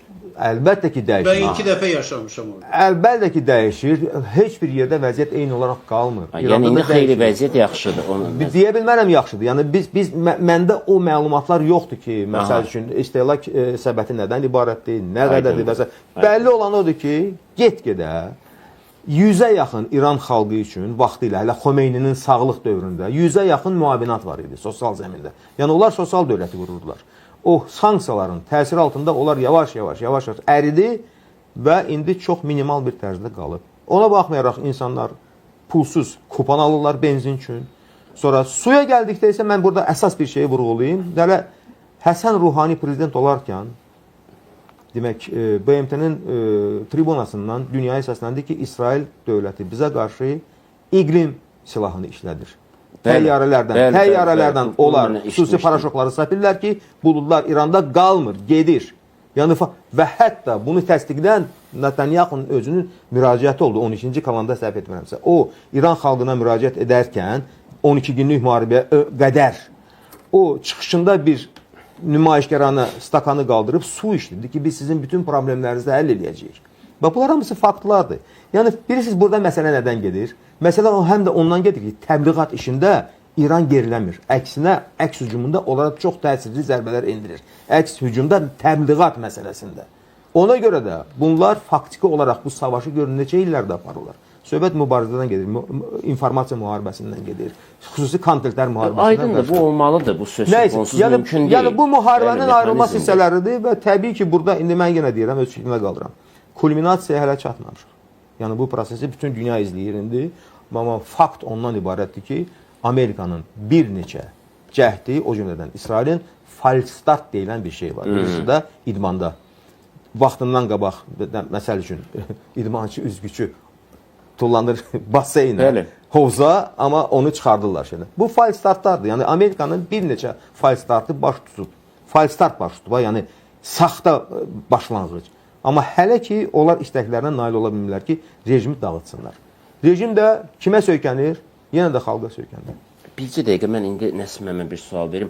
Baxın, Tofiq müəllim dedi ki, Amerika plansız hərəkət elədi. Amerika bayaq özünüz dediniz ki, dərin dövlət var və o dövlət hər bir şeyi ölçüb biçir. Doğrudanmı bunlar plansız hərəkət elədilər və faktik olaraq heç nə əldə etmədilər? Bu fikri də söyləmək olarmı? Yəni bir qədər mənim üçün müəmmalı qaldı. Amerika kimi dövlət plansız necə özü də İrana? Yenə deyirəm, bu bayaq özünüz də dediniz ki, bu hansısa bir başqa bir dövlət olsaydı hazırlıqsız bəlkə də gedə bilərdi, amma İrana hazırlıqsız necə ağla batandı? Buyurun Nəsim müəllim. Vallahi cavabını elə özünüz dediniz, sualınızda var idi. İran yeganə super dövlətdir və səhvləri də var. İran dedim, elə mi bağışlayayım? Amerika Birləşmiş Ştatları. Beynəlxalq arenada onun çox səhvləri də olub. Amma bir şeyi ölçüb biçmədən eləməz. Orada əlbəttə ki, nail olmaya da bilər. Hədəflərə məsələn, nail olmaya da bilər. O olsun. Amma ölçülüb, biçilmiş bir strategiyalar var. 3 gün, 4 gün məsələsi demir. İndi bu Trump 5-6 həftə deyir. 5-6 həftədə əgər bu sürətlə getsə, həqiqətən o dediyim sağ olacaq. Bir də Tofiq müəllimin bir söhbətini, daha doğrusu ona bir sual vermək istəyirdim. İran İslam Respublikasında ümumilli gəlir, adam başına düşən ümumilli gəlir nə qədərdir? Dəhşətli bir rəqəmdir. Açıq mən etiraf 5-6 min dollardır. Ola 5-6 bilər. min dollardır və demirəm başqa şeyləri. Yəni orada yaşayan insanlardan soruşmaq lazımdır. Həyatınız necə keçir? Və bunlar dəli deyirlər ki, xalq dəli deyil ki, 3-5 ildən bir desin ki, daha yetər artıq. Yox, Nəsib müəllim, sizin məntiqlə biz əgər məsələni təhlil etsək, yenə də deyirəm, narazı millət, xalq çoxdan o rejimi devirmişdir. Amma burada birincisi dövlətin sosial proqramları var. Digər tərəfdən insanlar 2-3 işdə işləmək imkanını əldə eləyir. Düzdür, bu çox ağır gələn bir məsələdir, amma hər halda vəziyyətdən çıxırlar və nəzərdən qaçılmıyor ki, sanksiyalar çox sərt bir xarakter daşıyır və o sanksiyalara dözərək bu ölkənin hələ iqtisadiyyatı əgər ayaq üstə qalıbsa, bu özü böyük bir şeydir. Mən yenə deyirəm, burada faktiki olaraq təsir əks təsirə bərabərdir, ya da ki, əksinə. Və nəhayət mən bir şey istəyirəm, hamınızdan soruşum. Bax, ümumiyyətlə, biz İranın rəhbərlərini öldürməliyik. Bu, ümumiyyətlə, hansı məntiqə, hansı siyasi mədəniyyətə sığan bir tələbdir. Harada bu görünüb ki, bir dövlət, o birisi dövlətin rəhbərini artıq hədəfə alsın, onu terror eləsin. Bu mədəniyyəti dırnaq arası gündəmə gətirən kim oldu? İsrail dövləti. Ona qədər Amerikanlar eləmişdilər. Manuel Norieganı uğurladılar. Grenadaya basqın elədilər. Yəni, bilirsiniz, burada bir tərəfi qara boya ilə çəkib o biri tərəfi ağartmaq bu heç nəyə yaramır. Hər halda biz indi bilirik ki, dünya nizamı yoxdur, o çöküb, hüquq normaları işləmir, heç bir kəs bir-birinin ərizəsini oxumur. Amma bu super dövlətə o imkanı vermir ki, o elə dəyənəklə üzr istəyirəm, əlində sağa sola vursun ki, bunu yıxacam, onu yıxacam, Kubanı yıxardılar da, Kubanı niyə bəs 59-cu, 60-cı, 61-ci ildən bəri yıxa bilmirlər? Mən deməzdim ki, Kuba çox firavan bir həyat tərzi yaradıb. Yox, çünki onlar artıq demək olar ki, böyük bir nəhəng, belə deyək də, figurantın caynağına keçiblər, onu belə qamarlayıb, nə sağa keçməyə, nə sola, nə də bir alver eləməyə imkan verir ona. Bir dənə onlar aldıqları neft Venezuela idi, onu da demək olar ki, arasını kəstilər. Əlbəttə ki, belə olduğu halda xalqlar böyük əziyyətlərlə üzləşirlər.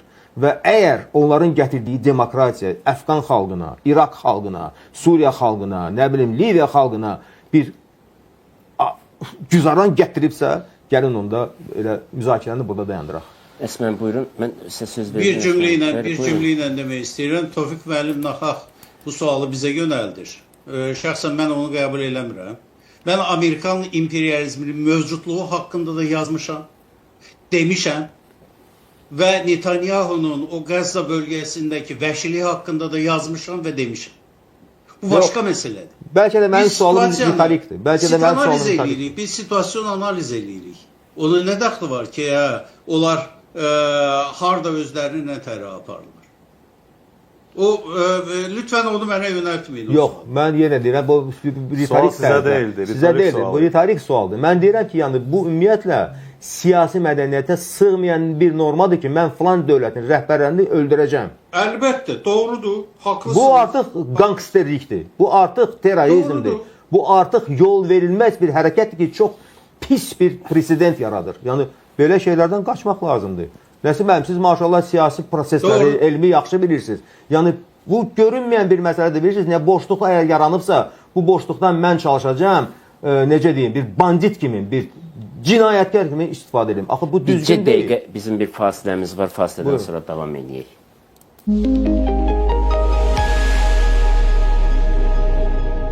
26.600 manat. Bəli, düz eşitdin. Bu məbləğlə Yasamalda ev sahibi ola bilərsən. Park Yasamalda 52 kvadrat metr, 2 otaq studiya, tam təmirli mənzil, sərfəli ilkin ödənişlə satışdadır. 52 kvadrat metrdən 109 kvadrat metrə qədər mənzil seçimləri ilə büdcənə və zövqünə uyğun evi seçə bilərsən. Mənzilin ədəbəsi də 30 iş gününə geri qayıdır. Mənzili tikintisi davam edərkən al. Sərfəli qiymət və gələcək qazanc sənin olsun. Ətraflı Ulduz 1544. Menstruasiya zamanı yeni və daha yaxşı təcrübəyə hazırsınız? Yeni Always Ultra bezlərini qarşılayın. İndi yeni və daha yaxşı üst qatı ilə həmşəkindən yumuşaqdır və ani güclü axıntını daha yaxşı obduraraq quruluğu təmin edir. Tanıdığınız və etibar etdiyiniz Always müdafiəsi ilə hər zaman arzuladığınız yumuşaqlığı hiss edin. Maraqlı futbol yarışları bir ünvanda. Setanta Sports və Setanta Sports Plus telekanalları artıq ATV Plus kabel televiziyasında yayımlanmağa başladı. Siz futbol üzrə İngiltərə, Fransa, Almanya, İspaniya, İtaliya çempionatlarını ATV Plus kabel televiziyasına qoşulmaqla rahatlıqla izləyə biləcəksiniz. Qoşulmaq və əlavə məlumat almaq üçün 996 qısa nömrəsinə zəng edin. ATV Plus, zamanın nəbzi. Garnierdən frukti sos bərpa, bitki keratini və marula yağı ilə saçın kutikulasına daxil olaraq itirilmiş keratini doldurur. Saçlar 10 dəfə daha güclü və 7 dəfə daha hamar olur. Garnierdən, təbii. 26.600 manat. Bəli, düz eşitdin. Bu məbləğlə Yasamalda ev sahibi ola bilərsən. Park Yasamalda 52 kvadrat metr, 2 otaq studiya, tam təmirli mənzil, sərfəli ilkin ödənişlə satışdadır. 52 kvadrat metrdən 109 kvadrat metrə qədər mənzil seçimləri ilə büdcənə və zövqünə uyğun evi seçə bilərsən. Mənzilin ədəbəsi də 30 iş gününə geri qayıdır. Mənzili tikintisi davam edərkən al. Sərfəli qiymət və gələcək qazanc sənin olsun. Ətraflı Ulduz 1544.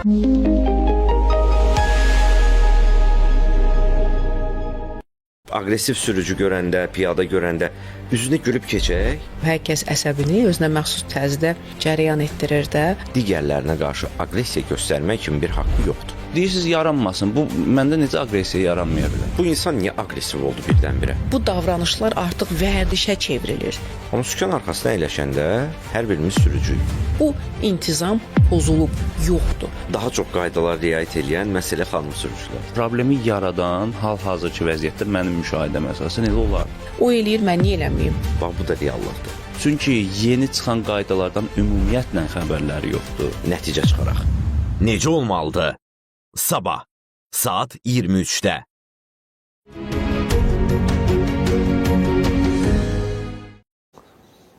Biz müzakirəmizi davam elətdirək. Bir vacib xəbər də daxil oldu. Çin Tayvan sularına Fujian daşıyıcı zərbə qrupunu göndərib. Və artıq bizim də dünən də müzakirə etdiyimiz məsələ ki, Çin də artıq nələrsə etmək istəyəcək və bu təbii ki, aprel görüşü ilə bağlı deyil təkcə. Burada başqa bir hədəflər də var. Bunu da müzakirə edəcəm. Amma çox konkret bir sual verəcəm Nəsib müəllimə icazənizlə. Biz onsuz Nəsib müəllimlə indi burada mühüm məsələ bu oyundan çıxmaq məsələsi var indi. Faktik olaraq kim necə çıxa bilər? Yəni danışıqlara kim təşəbbüs göstərəcək? Əgər siz dediyiniz kimidirsə, İran faktik olaraq çökübsə, orada heç kim danışığa getmək istəmir axı. Ondan öncə icazə verin bir cümlə ilə mən ifadə edeyim fikrimi. Bir tərəfin yanlış hərəkət etməsi heç də o demək deyil ki, o biri tərəf doğru yoldadır. İrandakı rejimin də xarakteri dünya bəllidir. O ölkənin iddiaları da dünya bəllidir. Və dünya meydan oxuması da bəllidir. Bu bir məsələ. İndi bu böhrandan necə çıxmaq olar? Bu İran tərəfi deyir ki, axıracan döyüşəcəyik. Yəni biz cənnətə getməyə hazırıq. Mənim düşüncəmə görə 12-ci imam gəlsə belə İranı qurtara bilməyəcək. Çünki bu qədər zərbə alandan sonra Amerikanın və İsrailin ondan əl çəkməsi məntiqə zidd bir məsələ olardı. Hər halda üzr istəyirəm sizdən, İtaliya vasitəsilə Trump 2 dəfə müraciət edib ki, onlar vasitəçi olsunlar, İranla danışağa biz hazırıq. İran o məsələni rədd edib. Yəni özündən bədgüman olan artıq deyərdi, bəli, razıyam. Amma bunlar 2 dəfə rədd ediblər. Başqa informasiya da var axı, tərs informasiya da var. Deyirlər ki, o Əraqçının adamları, Pezeşkanın adamları bu danışıqlarla bağlı müraciət edirlər. Mən mətbuatdan yəni onu biz onu görə bilmərik şübhəsiz. Amma başqa bir məlumat da var ki, nə Pezeşkan, nə Əraqçı idarə eləmir və idarəçilikdən tam uzaqlaşdırılıb, hakimiyyət birbaşa Sepahın əlindədir və Sepah nə istəyirsə onu da edir. Sepahın əlində deyil. Əli Larijani'nin əlindədir. Aha. Əli Larijani rəsmən indi bir nömrəli demək olar ki, qərar qəbul edən xadimdir. Və Sepah da onunla məsləhətləşir. Maraqlıdır. Nəsib, təşəkkür edirəm sizə, minnətdaram, vaxt ayırdınız bizim üçün. Mən təşəkkür edirəm. Çox sağ olun. Sualım Rəşad müəllimədir. Əsas, bax, bu da kim idarə edir İranı? Biz bayaq studiyada bu veriliş öncəsi Turan İbrahimovla danışırdıq və onun faktik mövqeyi belə oldu ki, Sepah, yəni bütün idarəçiliyi onun əlindədir. İndi Tofiq müəllim deyir ki, yox, Laricaninin əlindədir.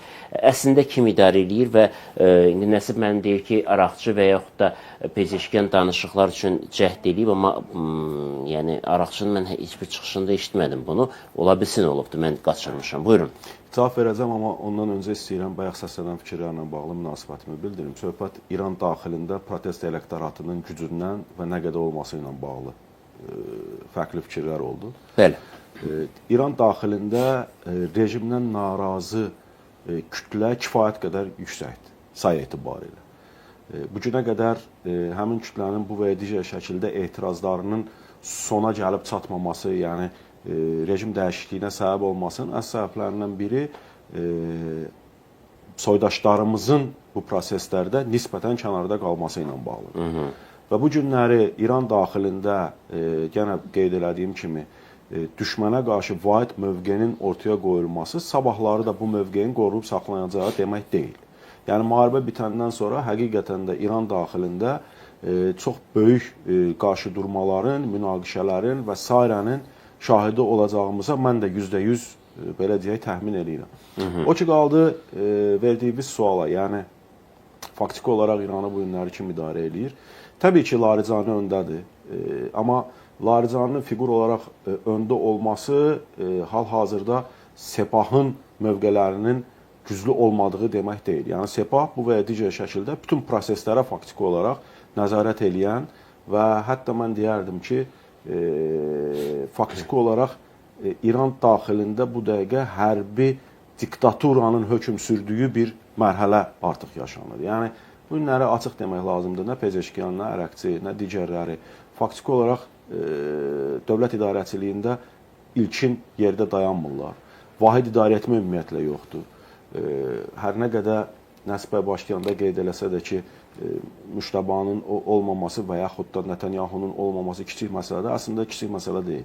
Kifayət qədər böyük məsələdir. Çünki bir dəqiqə Hüsəməddin bəy də Zoom bağlantısındadır. Onda qoşaq salamlaşaq, eşitsin bizim söhbətlərimizi. Hüsəməddin bəy, xoş gördük sizi. Merhabalar, iyi yayınlar diliyorum. Tüm hocalarıma sevgilerimi, saygılarımı, muhabbetlerimi iletiyorum. Təşəkkür ederim. Buyurun, devam edin. Təbii ki, bu məsələ olduqca vacib məsələdir. Bu günləri ali dinli liderin bu və ya digər səbəbdən ortada olmaması vahid idarəçiliyin də belə deyək olmadığı qənaətinə gəlməyə imkan verir. Zaman-zaman bunun etiraflarını eşitdik biz. Məsələn, Azərbaycan və Türkiyənin hədəf alınmasından sonra İran prezidenti Pezeşkiyanın faktiki olaraq güc strukturlarının müstəqil hərəkət etdiyi ilə bağlı bir bəyanatına şahidlik etdik. Sonra təbii ki, bu məsələ gündəmdən çıxarıldı. Ayrı-ayrı vaxtlarda siyasi institutların liderlərinin verdiyi bəyanatla Sepah liderlərinin verdiyi bəyanat arasında fərqlərin ortaya çıxdığını müşahidə elədik. Yəni, bu faktiki olaraq doğrudan da sözün əsl mənasında bu günləri daxildə, idarəçilikdə vahidliyin olmadığı ilə bağlı fikirləri belə deyək, daha möhkəmləndirir. Sepah təbii ki, güc sahibidir bu günləri İran daxilində və bu gün İranda danışıqlara hazır olmaqla bağlı şəxslər varmı? Təbii ki, var. Amma onların bu günləri mən danışıqlara hazıram və gedəyən İranla, Amerika Birləşmiş Ştatları ilə, İsraillə danışıq aparır deməsi faktiki olaraq ölmə bərabər bir şeydir və bunu heç kim elə bilməz. Sabahları müharibə bitəndən sonra hətta bu gün ən radikal bəyanatlar verən Laricaninin belə masaya oturması imkanları varmı? Var. Yəni, təbii ki, bu sonsuza qədər davam eləməyəcək bu müharibə. Bu və digər şəkildə nələrinsə hər iki tərəfdən güzəştə edilməsi ilə ortaq bir məxrəzə gəlməklə də olsa, müharibənin ən azından aktiv fazasının başa çatdırılması ilə bağlı bir danışıqlar dövrü başlayacaq. Bu gün danışıqları ən çox istəyən kimdir? Bu gün danışıqları ən çox istəyən Trumpın nə deməyindən asılı olmayaraq Amerika Birləşmiş Ştatlarıdır. Amerika Birləşmiş Ştatları üçün bu günləri vacibdir ki, hətta nəticəsiz danışıqlar olsa belə, hətta aylarla uzanacaq və danışıqlarda İranın nədəsə güzəştə etməyəcəyi danışıqlar olsa belə, müharibənin aktiv fazası dayansın və bir danışıqlar dövrünə keçid olsun. Çünki seçki ili, Amerikada Trumpın mövqelərinin zəifləməsi və s. indi ABŞ-ın marağında deyil. Danışıqlar prosesi ABŞ-a prosesdən belə deyək, pauzaya ötürmək və biz İranı yenidən masa arxasında oturmağa məcbur etdik deyib bunu qələbə kimi təqdim etmək imkanı verə bilər. Və onda Rəşid müəllim, baxın bu qədər növbəti mərhələdə də yenə qeyd edirəm. Növbəti mərhələdə təbii ki, daxildə bu və ya digər şəkildə proseslərin qarşıdurmalar səviyyəsinə keçməsi, hətta hakimiyyət daxilində qrupların belə aydın, amma bu dəqiqə atəşkəs yoxdur. Yoxdur və İran da istəmir, doğrudurmu? Təbii ki, istəmir. Yəni, rəsmi olaraq istəmir. Amerika bunu hesablamamışdı, hə? Belə deyək, Amerika təbii ki, bir çox şey hesablamamışdı. Baxın, bir çox şey hesablamamışdı. Deyək ki, Amerika bütün prosesi başdan axıra qədər, belə deyək, planı var idi əlinin altında, belə bir plan yox idi. Və yenə deyirəm, belə bir plan olsa ən azından əvvəldən bir konqreslə müəyyən məsləhətləşmələri həyata keçirilərdi. Ən azından hansısa hazırlıq daha üst səviyyəyə gətirilərdi. Bütün bunlar, belə deyək, sonsuza qədər əlində plan olduğunu deməyə əsas vermir. Amma ilkin plan ondan ibarət idi ki, fərqi yoxdur 4 gün, 5 gün, 10 gün, 14 gün prosesdən sonra bu və ya digər şəkildə danışıqlar olacaq. Digər oyunçular prosesə qoşulacaq. Körfəz ölkələri qoşulacaq, Kürd qruplaşmaları qoşulacaq və s. qoşulacaq. Bunun fonunda daxildə narazılıq meydana gələcək və proses xaosa, Suriya modeli, İraq modeli və s. kimi modelə keçid eləyəcək. Yəni bu günləri Amerika Birləşmiş Ştatları üçün İran daxilində uzun müddətli xaos özünün maraqlarına belə deyək, zidd bir şey deyil. Yəni biz hər nə qədər Amerika Birləşmiş Ştatlarının uzun müddətli müharibə istəməməsindən danışsaq da, quru qoşunlarını itirmək qorxusundan, əsgərinin ölmək qorxusundan danışsaq da, amma bu toplum da bir imperialist düşüncə təsir bir toplumdur. Vyetnamda 60 bin itirdi, İraqda itirdi, Əfqanistanda itirdi. Hərəsinin çaları var. Getdi və bu günləri də çox rahat şəkildə o prosesi hətta quru qoşunlar səviyyəsində də davam etdirə bilər, heç nəyə baxmayaraq. Çünki nəticə etibarilə bu günləri Amerika Birləşmiş Ştatlarının İranda qələbəsi ilə məğlubiyyəti eyni qapıya aparıb çıxarır. Eyni qapıya aparıb çıxarır. Növbəti mərhələdə orada xaos və yaxud da ölkənin uzun müddətli bərpası üçün yenə də Amerika Birləşmiş Ştatlarından və yaxud da ABŞ müttəfiqlərindən kredit alması. Belə ölçüdə Amerika Birləşmiş Ştatları silah satışı və digər məsələlərlə qazandığını... Bu məqamdan tam razıyam. Bu əsas məqam elə budur. ABŞ böyük ölçüdə əsas məqamı bu sxemin işə düşməyi. Bir şey yoxdur. O baxımdan proses nə qədər davam eləyə bilər məsələsi isə çox vacib bir məsələdir. Baxın, İran İslam Respublikasının konstitusiyasında ali dini liderin seçilməsi, vəzifədən kənarlaşdırılması və səlahiyyətləri ilə bağlı 107-108, 110-111-ci maddələr var. Müharibənin dayandırılması, hərbi əməliyyatlara başlama və hərbi əməliyyatların dayandırılması ilə bağlı qərarı ancaq ali dini lider verir. Ya bu günləri İran prezidentinin danışıqlar qərarı verməsi mümkün deyil. Laricaninin danışıqlar qərarı verməsi mümkün deyil. Sepahın bu və ya digər şəkildə biz danışıqlara hazırıq və yaxud da müharibəni dayandırırıq kimi qərar verməsi mümkün deyil. Bunlar ali dini liderin səlahiyyətindədir. Ali dini lider nə vaxt ortaya çıxacaq, nə vaxt nə deyəcəksə, o hala özü də... Laricani də həll eləmir bunu. Yox, üzr istəyirəm sizdən Rəşad bəy. Orada triumviratdır. Müvəqqəti şura lider olmayandadır. Bəli. Lider var axı, seçmisən. Orası var, amma bunlar da öz fəaliyyətini davam etdirir. Bu, Laricanidir. Ləğv olunmayıb. Xeyr, o ləğv olunmayıb. Laricanidir. Üstürəm, ləğv olunubdur. Yəni, baxın, yox, rəsmən deyirəm. Seçilən günü... Səlahiyyətləri bitdi. Bəli, seçilən günü elan olundu ki, iki qərar vardı orada. Bir, Müştəbə Xamenei ali dini lider seçildi. 3 qərar var. 2, ekspertlər şurası deməli Ayatullah titulu verdi. 3, müvəqqəti şura fəaliyyətini dayandırdı. Yəni Laricani yox idi müvəqqəti şurada. Amma onlar üçü də demək olar ki, səhnədədirlər. Həm ali demək... Amma üzrsən Tofiq, o üçlükdə Laricani yox idi. Laricani və Ejeyi, bir də Pezeşkiyan.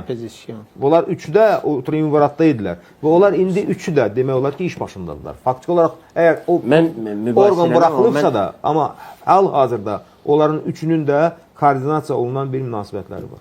Bir vacib xəbəri çatdırım ki, Avropa İttifaqı Xarici İşlər Təhlükəsizlik Siyasəti üzrə ali nümayəndəsi Kaja Kallas bildiribdir ki, yaxın şərqdəki müharibə bu iclas öncəsidir, xarici nazirlərin toplantısı öncəsi. Yaxın şərqdəki müharibə səbəbindən bağlanan Hörmüz boğazına hərbi qüvvə göndərilməsi artıq masadadır və indi müzakirəyə başlayacaq. Və Tehran valisi bildiribdir ki, ABŞ demək, bu ilk 10 gündə 9500-dən çox nöqtə vurulubdur. İranla müharibənin ilk 10 günündə 9500-dən çox hədəfi vurublar İran ərazisində. Və əsas da hədəf seçilibdir məhz Tehran Ostanı və elə əsas Tehran Ostanı seçilib. Bəli, bu barədə Tehranın valisi bildiribdir. İranı kim idarə edir, danışıqlara kim gedəcək sualı bu da ən önəmli məsələdir.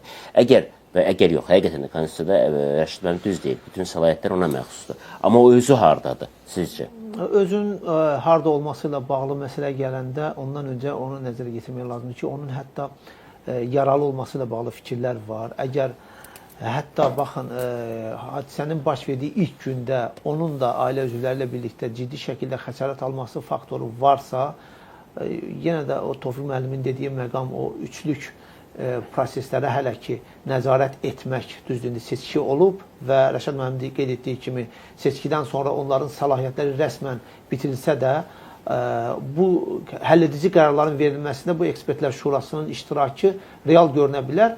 Amma özünün harda olması ilə bağlı fikir səsləndirdiyi güya Moskvadadır, gizli şəkildə aparılıb.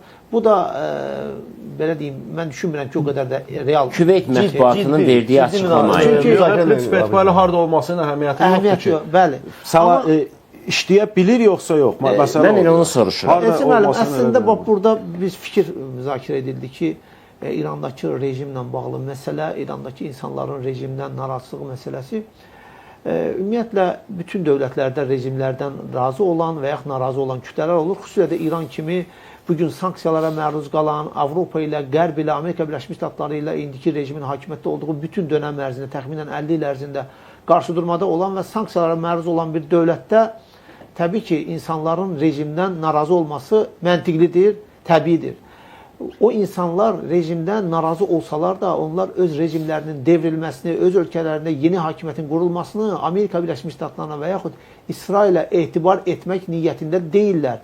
Onlar, baxın, Amerika Birləşmiş Ştatları uzun müddət ərzində İraqda, Liviyada, burada səsləndirdi hörmətli həmkarlar, toxundular o məsələyə, Suriyada, Liviyada, Misirdə, digər ölkələrdə rejimləri devirib. Bax, bu günə qədər bir dövləti ortaya qoysun ki, həmin o dövlətdə doğrudan da demokratiya qurulub, təhlükəsiz şəraitdə insanlar yaşayır və ondan nümunə götürsünlər İran dövləti də... Cavab üçün demirəm, ritorik sualdır.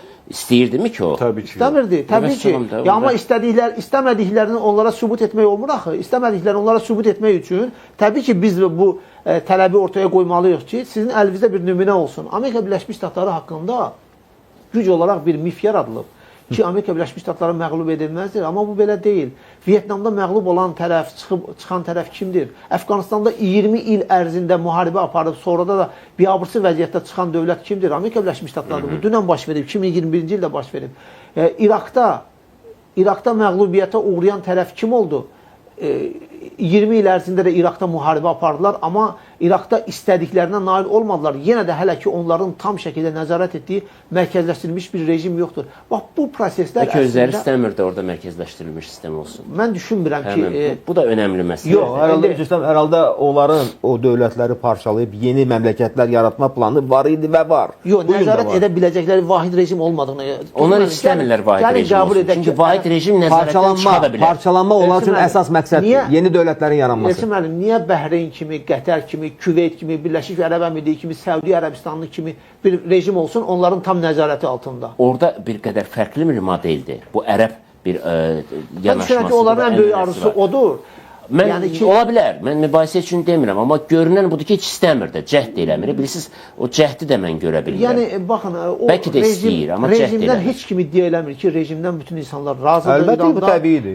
İranda insanlar rejimdən narazıdır və onlar rejimlə haqq hesablarını özləri çürütmək istəyirlər. Hansısa bir kənar qüvvənin gəlib orada rejim qurmasını istəmirlər ki, həmin o qurduqları rejim... Niyə? Şahın oğlunu gətirmirlər. Hara gətirirlər? Gəlir ki... İstəyirdilər də. İstəyirdilər ki. Məryəm Rəcəbini gətirmək istəyirdilər. O ola bilər. Amma Şahın özü də istəmirdi. Ciddi götürsək, anası nə deyilsə onu deyil. Elçin müəllim, bu, bax bir də o qaldı o məsələyə ki, bu Trump məsələsi deyil. Bu hücum Trump məsələsi deyil. Biz bilirik ki, 1950-ci illərdən başlayaraq Amerika Birləşmiş Ştatları yaxın şərqə yerləşməyə başlayıb. Təbii, o vaxtda hələ İran indiki rejim deyildi, 79-cu ildə indiki rejim gəldi və indiki rejimin gəlməsində də Qərbin özünün kifayət qədər rolu olub. İndiki rejimlə Amerika Birləşmiş Ştatları və yaxud Qərb arasında münasibətlərin formalaşdığı bu 47 il ərzində təbii bu Amerika Birləşmiş Ştatlarının dərin dövləti İranın çökdürülməsi, İranda rejimin dəyişilməsi siyasətini yürüdüb. Sadəcə Trump indiki mərhələdə həmişə bu sual ortaya qoyulur. Özdə sizin verilişdə də qoyulub ki, niyə Trump hücum etdi, niyə məcbur edilmiş hücum etmə? Əslində Trumpın indiki bu hücumun edilməsi Trumpa sərf etmirdi. Nəyə görə? Mən də onu soruşacaktım. Trump aralıq seçkilərində, burada vaxtıydı mı? Noyabr ayında keçiriləcək aralıq seçkilərinə qədər Trumpın mövqeyi kifayət qədər də normal idi. Venezuelada qalib gəlmişdi, ən azından belə deyim, qısa müddətli qələbə də olsa. Avropa, Qrenlandiya məsələsində iddialar irəli sürürdü. Bəs niyə bu məsələyə getdi? Bu məsələyə, Epstein məsələsinə görə getdi. Yəni şantaj olundu. Bəli, İranı şantaj edədilər. Niyə görə şantaj edədilər? Amerika Birləşmiş Ştatları. Trumpı daha doğrusu. Bəli. Elçin müəllim, niyə görə şantaj edədilər? O da sualdır. Niyə tələsirdi Netanyahu? Netanyahu da oktyabrda seçkilərə gedəcək. Netanyahu seçkilərdə qalib gələ bilməyəcəkdi. və o ən azından bir qələbə vermək üçün, çünki Netanyahunun təkcə seçkilərdə məğlubiyyəti problemi yoxdur. Onun özünün faktiki şəxsi problemləri var. Dələduzluqda, rüşvətxorluqda və bir sıra digər cinayətlərlə bağlı barəsində cinayət işləri var. Bir digər bir məsələni də deyim Nəsir müəllim. Sonra baxın, Nəsir müəllim qeyd edir ki, Körfəzin bağlı qalması elə bir əhəmiyyət kəsb edir. Necə əhəmiyyət kəsb edir? Körfəzin bağlı qalması dünya iqtisadiyyatının boğazının sıxılması deməkdir. Baxın, mən bir misal gətirim, bir analogiya gətirim. 2023-cü ildə elə mart ayına təsadüf edir. Ever Given bir deməli gəmisi Süveyş kanalında tıxac səbəb oldu. 6 gün ərzində hər saatda 400 milyon dollar həzmində sutkada, yəni gün ərzində 9,6 milyard dollarlıq dünya ticarəti zərər görürdü. Siz təsəvvür edin, bu hələ Süveyş kanalı düzdür, böyük ticarət yoludur. Amma Körfəz də, Fars körfəzi və Hörmüz boğazı da dünyada ilk 10-luğa daxil olan neft ölkələrinin 5-i ora aiddir. Deyirlər 20%, 5də biri. Mən düşünürəm ki, 30%-dən hətta çoxdur. Və oradan çıxan o neftin daşınmaması dünya iqtisadiyyatına, ərəb ölkələrinə, elə Amerika Birləşmiş Ştatlarının özünə, Avropaya, Çinə çox ciddi zərbə vurur. Mən bunu ona görə elə verilişin əvvəlində bu sualı verdim ki, yəni bu təhlükəni hesablamamışdımı və necə həll eləyəcək məsələsi var. Bu da çox önəmli məsələ, çünki bunu həll eləməlidir. Hüsaməddin bəy, hər kəsi dinlədiniz. Sizlə biz danışmışdıq ki, ayın 20-sinə qədər tez-tez görüşəcək ki, bu tarixi dəqiqləşdirək. Siz demişdiniz ki, ayın 20-si bitəcək hər şey, yəni ən azından danışıqlar masasına oturacaqlar. İsrail tərəfi deyir, 3 həftə davam edəcək. Ümumiyyətlə, İran deyək ki, heç bir danışıqdan söhbət gedə bilməz. Sona qədər biz müdafiə olunacaq, çünki bizim... İran həm də deyir, Novruz bayramı 21-nə qədər bitmə ehtimalı var. Onu da deyir İran. Kim dedi onu İrandan? Üzrsə, mən izləməmişəm. Dünənləri bəyanatla çıxış elədilər. Deməli, Təhlükəsizlik Şurası katibinin mavini. Larijani deyib 21-nə. Larijani söyledi bunu. Larijaninin mavini söyləmişlər. Buyurun Hüsamettin Bey, onda ben onu eşitmemişim. Evet, şimdi ben de yani özellikle kıymetli hocalarım ve sizi hürmetle selamlıyorum. Ben tabii büyük bir dikkatle müzakereyi izledim, takip ettim. Şimdi benim tabii fikrimde yani önemli ölçüde bir değişim olmadı. Yani tam tersine onu pekiştiren gelişmeler oldu bu arada. Çünkü biliyorsunuz son dönemde, son birkaç gündür Trump'la Putin arasında ciddi bir görüşme trafiği gerçekleşti. Ve burada çok enteresan birkaç tane olay var. Yani hani Trump şeytanın bile aklına gelmeyecek bir takım planlar yapıyor. Nedir bu? Bunlardan birincisi, demin hocalarımız da söylediler bunu bir bağlamda, Hürmüz Boğazı'nı kesinlikle yakın zamanda açmak istemiyor. Orada ipe un seriyor. İşte ne diyor? Diğer müttefiklerimiz işte Çin gelsin, Güney Kore, İngiltere, Fransa, Almanya hep beraber bu işte şeyi düzeltelim ki siz de demin haberi verdiniz. Kaja Kallas da böyle bir inisiyatif olabileceğini söylüyor ama ben hiçbirinin de bunda rol alacağını zannetmiyorum. Bunu niye aslında Trump söyledi? Bakın bu sorunuzla da doğrudan alakalı. Çünkü bunlar Putin'le anlaştılar. Dedi ki kardeşim ben de Hürmüz'ü kapatıyorum. Dünyayı ciddi bir sıkıntı içerisine, enerji kıtlığı içerisine sokacağım. Ve burada da artık Putin'in yani daha doğrusu Rusya'nın doğalgaz ve petrolünü piyasaya sunmasının ne kadar elzem olduğunu ve ambargonun, abluka'nın belki de tamamen kaldırılmasının önündeki tüm engellerin daha doğrusu ortadan kaldırılacağı bir noktaya doğru gidilmesi sürecini başlatacak. Bir de bununla bağlantılı ikinci bir nokta var. Bu daha ilginç. Şu an Trump bir yalan daha söyledi Ukrayna cephesinde. Dedi ki Zaporijya'da işte Kursk'ta bilmem şurada burada bir iki yer daha saydı. Burada dedi Ukrayna askerleri yani çok sayıda Ukrayna askerleri Ruslar tarafından kuşatılmış durumda ve dedi işte Trump çok büyük Putin dedi çok bize yardımcı olacak ve bunun mukabilinde de biz İran konusunda bir şeyler yapabiliriz. Yani burada da yani İran konusunu bir şekilde gündeme getirerek Putin'le Rusya'nın çözmesi. Yani mesela hani Putin telefon açacak diyecek ki İranlı yetkililere Hürmüz Boğazı'nı açın. Ya da Amerika'nın şu talebini yerine getirin gibi yani bir şekilde barış ve ateşkesi sağlayacak bir takım şartları oluşturacak ve buna mukabilde işte Amerika sahadaki gelişmeyi Rusya'nın lehine dönüştürecek ama Ukrayna'nın da kaybetmesini engelleyecek bir noktaya taşıyacağını söyledi. Yani dolayısıyla maalesef tabii buradaki yani olayların hepsi iyi şeyler değil. Yani bunlar gerçekleşirse Ukrayna ve İran'ın kaybedeceği, Ama zalim olan, işgalci olan, emperyalist olan Rusya ve Amerika'nın kazanacağı bir denklemden bahsediyoruz. Yani dolayısıyla işte bir de tabii en son bir gelişme daha var biliyorsunuz. Özellikle Washington Post'ta Ferit Zekeriya'nın bir yazısı yayınlandı birkaç gün önce ve dedi ki özetle yani Trump dedi işte İran'da bir imparatorluk tuzağına düşmüştür. İmparatorluklar çökecekleri zaman haddinden fazla yayılırlar ve kendi merkezlerini artık önemsemez hale gelirler. Merkez çöker dedi. Nitekim bunu besleyen bir şey daha oldu. En son biliyorsunuz Cumhuriyetçi Parti kendi partisi içerisinde bile ciddi bir isyan çıktı. Magacılar biliyorsunuz işte Steve Bannon gibi, Tucker Carlson gibi isimler devreye girdiler ve dediler ki biz kesinlikle işte İsrail lehine İran'da savaşmak istemiyoruz. Amerika'yı yeniden büyük yapmak ya da Amerika'yı öncelemek demek gidip İran'da savaşmak değildir. Bizim işte seçim kampanyamızda barış vardı. Böyle aptalca affedersiniz tırnak içinde savaşlar yoktu diye deklarasyon yayınladılar. Ve işte şu an biliyorsunuz Amerika'da savaşa verilen destek %21 ila %25 arasında değişiyor. Dolayısıyla bunları dikkate aldığımız zaman gerçekten de işte bizim verdiğimiz süre içinde mutlaka savaşın bitmesi gerekiyor. Bunun dışında tabii onlarca daha risk var. Ben fazla vakit almamak için burada keseyim. Daha onlarca madde ekleyebilirim. Niçin bu savaşın işte bir 10 gün içinde bitmesi gerektiğine dair. Yaxşı, mexanizm necə olacaq sizcə? Bax, necə olacaq? Tərəflər axı bu dəqiqə heç biri istəmir danışığı. Ya aslında bunu istedikleri zaman çok kolay bir şekilde yapabilirler. Mesela yakında işte biliyorsunuz Pesah bayramı var. İşte bu bayramı bahane ederek işte tarafların bir araya getirilmesi sağlanabilir İsrail ve İran arasında. Onun dışında mesela farklı bir şekilde yani artık Amerika biliyorsunuz hani Trump'ın bu emrivakilerine herkes alıştı. Yani diyecek ki mesela orada işte Netanyahu bunu istiyor. Mesela ki hani şu an onu da tartışabiliriz. Hani Netanyahu'nun hayatta olup olmadığı bile belli değil ama yani mesela ne yapıyor? Kişiler adına bir şey söylüyor. Yani Netanyahu'yla görüştüm. Netanyahu barışı istiyor. Halbuki görüşmedi. Netanyahu barışı da istemiyor. Ama Trump bunu söylediği zaman artık tabiri caizse piyasa bunu satın alıyor. Bu kadar basit. Yani hani ortada bir deli var ve bu deli de son derece kudretli. Yani bunu çok kolay bir şekilde yapabilir.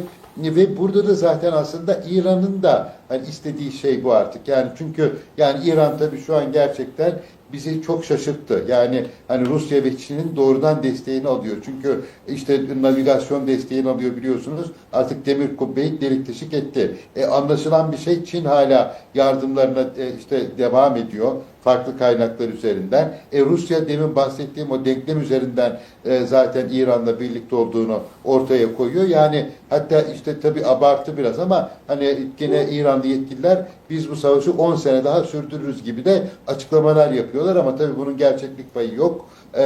Yalnız bu gerek Haziran Savaşı'ndan çok iyi yani ders almış ve 40 senedir de gerçekten iyi hazırlanmış ve silahlarını da bakın daha Siccili yeni kullanıyor.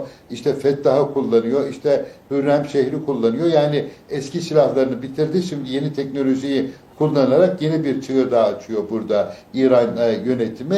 Yani dolayısıyla Amerika'ya kök söktürecek, İsrail'i ciddi anlamda zorlayacak bir yapı içerisine girdi ama İsrail de enteresan bir şekilde İran Savaşı'nı bahane ederek Lübnan'ın güneyini Gazze'leştirmek gibi bir gündemle ön plana çıktı. Yani dolayısıyla bunların hepsi de aslında Amerika'ya zarar veriyor. Çünkü bugün Amerika'da en çok tartışılan şey biz niçin İsrail'in çıkarları için kendi canımızdan, malımızdan, işte diplomatik ya da siyasi kazanımlarımızdan olalım tartışması ciddi bir nokta ve ben bunun da barışı getirecek bir dönemeç olduğunu şahsen düşünüyorum. Yəni müharibənin dayanması üçün, hərbi əməliyyatların dayanması üçün kimlərinsə masa arxasında oturmağına ehtiyac yoxdur ki.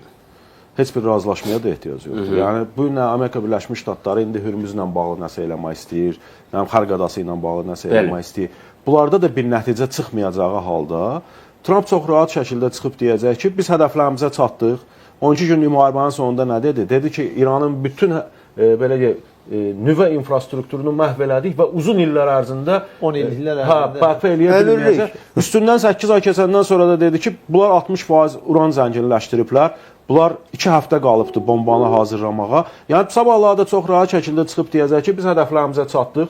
İranın bütün infrastrukturunu məhv elədik. İran özünə gəlmək üçün uzun illər vaxt lazımdır. Ona görə də biz hərbi əməliyyatları saxlayırıq və İranı danışıqlara çağırırıq. Gələcəksə də öz problemidir, gəlməyəcək. Yəni bunu qələbə kimi istənilən halda Amerika Birləşmiş Ştatları təqdim eləməyə çalışacaq. O baxımdan mütləq şəkildə kiminsə masa arxasında oturmağına da prinsip etibarilə elə böyük ehtiyac var. Burada bir yanaşma var, bir yanaşma var. Demək ki, Amerika Birləşmiş Ştatlarının bir qrup həm konqresmeni, həm də senatorları, onların içində hətta Donald Trumpa simpatiya bəsləməyənlər də var. Onlar təklif ediblər ki, sən maksimal dərəcədə tez qələbəni elan et, bu müharibədən çıx. Bəli. Yoxsa Amerika Birləşmiş Ştatlarının daxildəki vəziyyəti pis olacaq.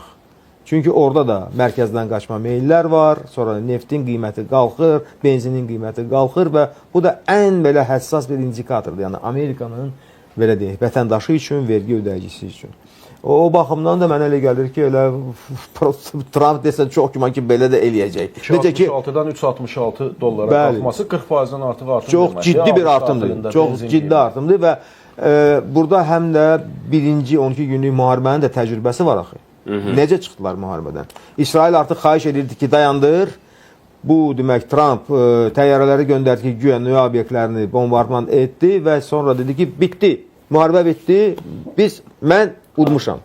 Udmuşam, ancaq sonra siz deyən kimi bəlli oldu ki, o uranın ehtiyatları hamısı İranda qalıb, heç bir nəticə əldə olunmayıb və nəhayət Amerikaya lazım olan da odur ki, bu məsələdən üzü sulu necə bizim dillə deyirlər, çıxsın. Bilirsiniz, biz bir qədər məncə gücləri də nəzərə almırıq. Çünki Amerikada da bunu düşünənlər var yəqin ki. Ola bilərmi bu situasiya özü düşünülüb belə ki, İran maksimal həddə qədər nəyi varsa üzə çıxartsın, vursun, yəni nə silahı varsa göstərsin, tam bir onun gücünü də müəyyənləşdirsinlər. Sonra prosesləri... İnandırıcı görünmür Ölçün müəllim. Bilirsiniz nəyə görə? Mən üzrdən biz nəyə görə? Çünki elə olsaydı, yəni İranın ehtiyatları tükənmək üzrə olsaydı, İran o tələbləri qoymazdı. Deporasiyanı verməlisiniz, sonra geri çəkilməlisiniz, digər tərəfdən... Tələbi kim qoyub? İran tərəfi rəsmən qoyub. Məsələ orasındadır ki, bayaq söylədi ki, nə əraqçı, nə pezişkən... İndi qoyulan tələblərə o qədər də şey eləmək lazım. Yəni, hər iki tərəfin maksimal tələbləri sabahları danışıq masasında nəsə əldə etmək üçün daha çox daxili auditoriya. Mən düşünürəm ki, 12 günlük müharibədə elə o şans var idi də, yoxlayardılar da. 12 günlük müharibə getdi. Niyə saxladılar 12 günlük müharibəni? Aydındır. Bəli, yox, onu demirəm. Niyə saxladılar, o da aydındır. Hazırlıq yox idi, ona görə. İsrailin hazırlığı yox idi. İsrail tükəndi. Danışıqlara niyə başladılar? Yəni də hazırlıq üçün vaxt tutmağa görə. Orada yox, orada İranın potensialı... mı vaxtı? Axı bu nə dəyişdi? 6 ay... Müəllim, orada İranın potensialı müəyyən mənada göründü də. Bəli. Yəni bu onlar üçün kifayət etmirdi mi? Yox, dəyişən odur da, mənzərə odur. Yəni baxın, 12 günlük müharibədə bu görünmədi. Sabah müharibə bitəndən sonra İran edə bilərlər. Biz İranın iqtisadi vəziyyətini bilirik. Bu günləri böyük ölçüdə də çox böyük ziyan görüb də. Bu qaçılmaz deyil. Hə, İran dözürmü? Dözür. Amma böyük ölçüdə də ziyan görüb. Sabahları müharibə dayanandan sonra iqtisadi problemlərin aradan qaldırılması istiqamətində addım atmaqlar gücündə deyil. Bu məsələni müzakirə eləyərik. Amma bax, Tofiq mən bir şey dedi. Oxşar situasiya Suriyada olanda, nə bilim, harada, hansı ölkəni deyirsiniz deyim, böyük bir qaçqın axını oldu. Niyə İranda yoxdur? Çünki, belə deyək də, hər nə qədər ərazilər zərbə altında qalsa da, böyük ölçüdə mülki infrastruktur hədəf alınmır. Yəni, baxın, biz sırağa gün Təbrizin bombalanmasından öncə İsrail tərəfinin rəsmi olaraq, ilk dəfə olaraq konkret ərazilərin adlarını göstərməklə müraciətini eşitdik ki, insanlara müraciət olundu ki, bu əraziləri faktiki olaraq tərk eləsinlər. Yəni, bu günləri böyük ölçüdə hələ ki o imkanlar, belə deyək, o həddə çatmayıb ki, qaçqın axını başlasın. Demək, Amerika mülki hədəfləri yox, hərbi obyektləri, İsrail hərbi obyektləri vurur və əhali özünü normal hiss edir. Müəllim, mən deyim, niyə kütləvi axın yoxdur? Təbii ki, bu mənim subyektiv fikrimdir. Düzdür, Rəşad mənim dediyi o faktorlarda rol oynayır, amma əsas faktor mən düşünürəm ki, İrandakı rejim, Suriyadakı, Liviyadakı və yaxud İraqdakı rejim deyil. İrandakı rejim inqilab yolu ilə hakimiyyətə gəlib, orada güclü bir ideologiya var. Bu ideologiya vətəndaşların, insanların maraqlarına xidmət edirmi, etmirmi, bu başqa bir məsələdir. Amma hər bir halda İrandakı rejim Liviyadakı, Suriyadakı, İraqdakı rejim kimi deyil ki, əksinə biz konsolidasiyanın şahidi olduq, birləşmənin və insanların əks istiqamətdə müəyyən mənada axınının şahidi olduq. Düzdür, bu informasiya real vəziyyət də bilmirik. Yəni baxın, mən dünənləri burada qeyd elədim. Dünənləri mən necə oldusa mən Tehranla telefon danışığı eləyə bildim və danışdım. Bu adamlar Tehrandan çıxıb Təbrizə daha sakit yerə getməyə belə imkanları yoxdur. Niyə? Çünki faktiki olaraq yol yoxdur. Yollar dağılıb, maşınlar yollarda tıxac yaradıbdır, hərəkət imkanı yoxdur və s. və yəni bütün bu şeylər də var. Bu günləri hələ ki vəziyyət o həddə də çatmayıb ki, belə deyək, amma sərhədboyu ərazilərdən çıxa bilərlər də. İndi hər bir amma deyir axı mülki obyektləri vurmur, humanizm göstərir. Yox, gəlin burada obyektiv danışaq da. Yəni bax, xarici kanallar da onu göstərir ki, İrandan axın bayıra yoxdur. İrana daxil gələnlər var. Ölkə vətəndaşları, İrandan artıq çıxmışların çoxsu, tələbələr, nə bilim, qulluqçular və s. onlar qayıdırlar. Deyirlər ki, vətən təhlükədir, biz orada olmalıyıq. Biz ailəmizin yanında olmalıyıq. Məsələ bunda deyil. Bayaq mən çox heyslənirəm ki, Nəsib müəllim idi, bizim biləm eşitmir. Bayaq dedi ki, niyə deyirlər mərbəri Amerikaya ölüm və s. Bax, 8 illik müharibə kimin xidməti idi İran xalqına? 8 il ərzində onlar o əziyyəti çəkdilər. İraq-İran müharibəsi. Bu, Amerikanın artıq araşdırmasının nəticəsi idi ki, İraq hücum etməlidir. Və salam. Yəni, burada İran nəyə görə Amerikaya çox sağ ol deməlidir? Hansı xidmətinə görə? Və mən bir epizod danışım sizə. Çox gözəl bir epizoddur. Mən bu epizodu oxumuşam kitabdan. O kitabı da mən Tel Avivdə dükandan almışdım, rus dilində. Demək, İran-İraq müharibəsi 80-ci il sentyabrın səhv etməmsə 20-si ya 23-ü başladı. Nəsə. Deməli, o dövrdə İsrailin baş naziri Menachem Begin idi. Menachem Begin demək bu məsələdən xəbərsizdir. Gecə ilə Saddam Hüseyn hücum edib İranın Xuzistan vilayətinə, orada Xorrəmşəhər, Abadan və s. Qəsrçini və onların hamısını tutmuşlar. Elə ilk günün belə deyək də. 20 kvadrat kilometr. Bəli. Demək, Menachem Begin səhərisi gəlir işə və onun köməkçisi onu qarşılayır, gətirir bunu, çıxarır bunun kabinetinə və deyir ki, bəs cənab baş nazir, son xəbər, bəs İraq İrana hücum edib. Bu epizodu mən kitabdan oxumuşam, özü də bunu yazır onun keçmiş müşaviri. Bu durur masanın arxasından gəlir, yanır pəncərənin qarşısında, bayıra baxır və dönüb deyir ki, neynək? Mən onların hər ikisinə uğur arzulayıram. Yəni, burada bu Amerika siyasətidir, imperialist siyasətidir, İsrailin siyasətidir və s. Bunların yanaşmaları ondan ibarətdir ki, bu bölgədə, yaxın və orta şərqdə güclü İslam dövləti ola bilməz. Biz ona imkan verməyəcəyik. Bunun adı budur. Ona görə də indi artıq Naftali Bennett müxalifətdə olan İsrailin gələcək göyə baş nazir deyir ki, biz İranı demək olar ki, həlləmişik. Növbədə Türkiyədə olmalıdır. Türkiyəni biz gözləyirik. Artıq ora başlamalıyıq. Və nəhayət mənə elə gəlir ki, son bunların məqsədi Pakistanı parçalayıb onu nüvə silahından məhrum etməkdir. Bax, bu plan artıq onun konturlarda görünür və bəlli olur. Bilmirəm nə dərəcədə bunlar bunu etməyə müvəffəq olacaqlar ya yox, amma hər halda mən elə başa düşürəm ki, İslam dövlətləri, xalqları istər ərəb ölkələri olsun, istər Türkiyəsi olsun, İran olsun, artıq oyanış dövrü keçir də. Onda belə demək olarmı? Bax, elə yaxşı yadıma saldınız mənim də. Elə mən onu sual kimi də verəcəkdim. İsrailin indi faktik olaraq iddialı adamıdır. Yəni Netanyahu olmasa o baş nazir tutaq ki oldu.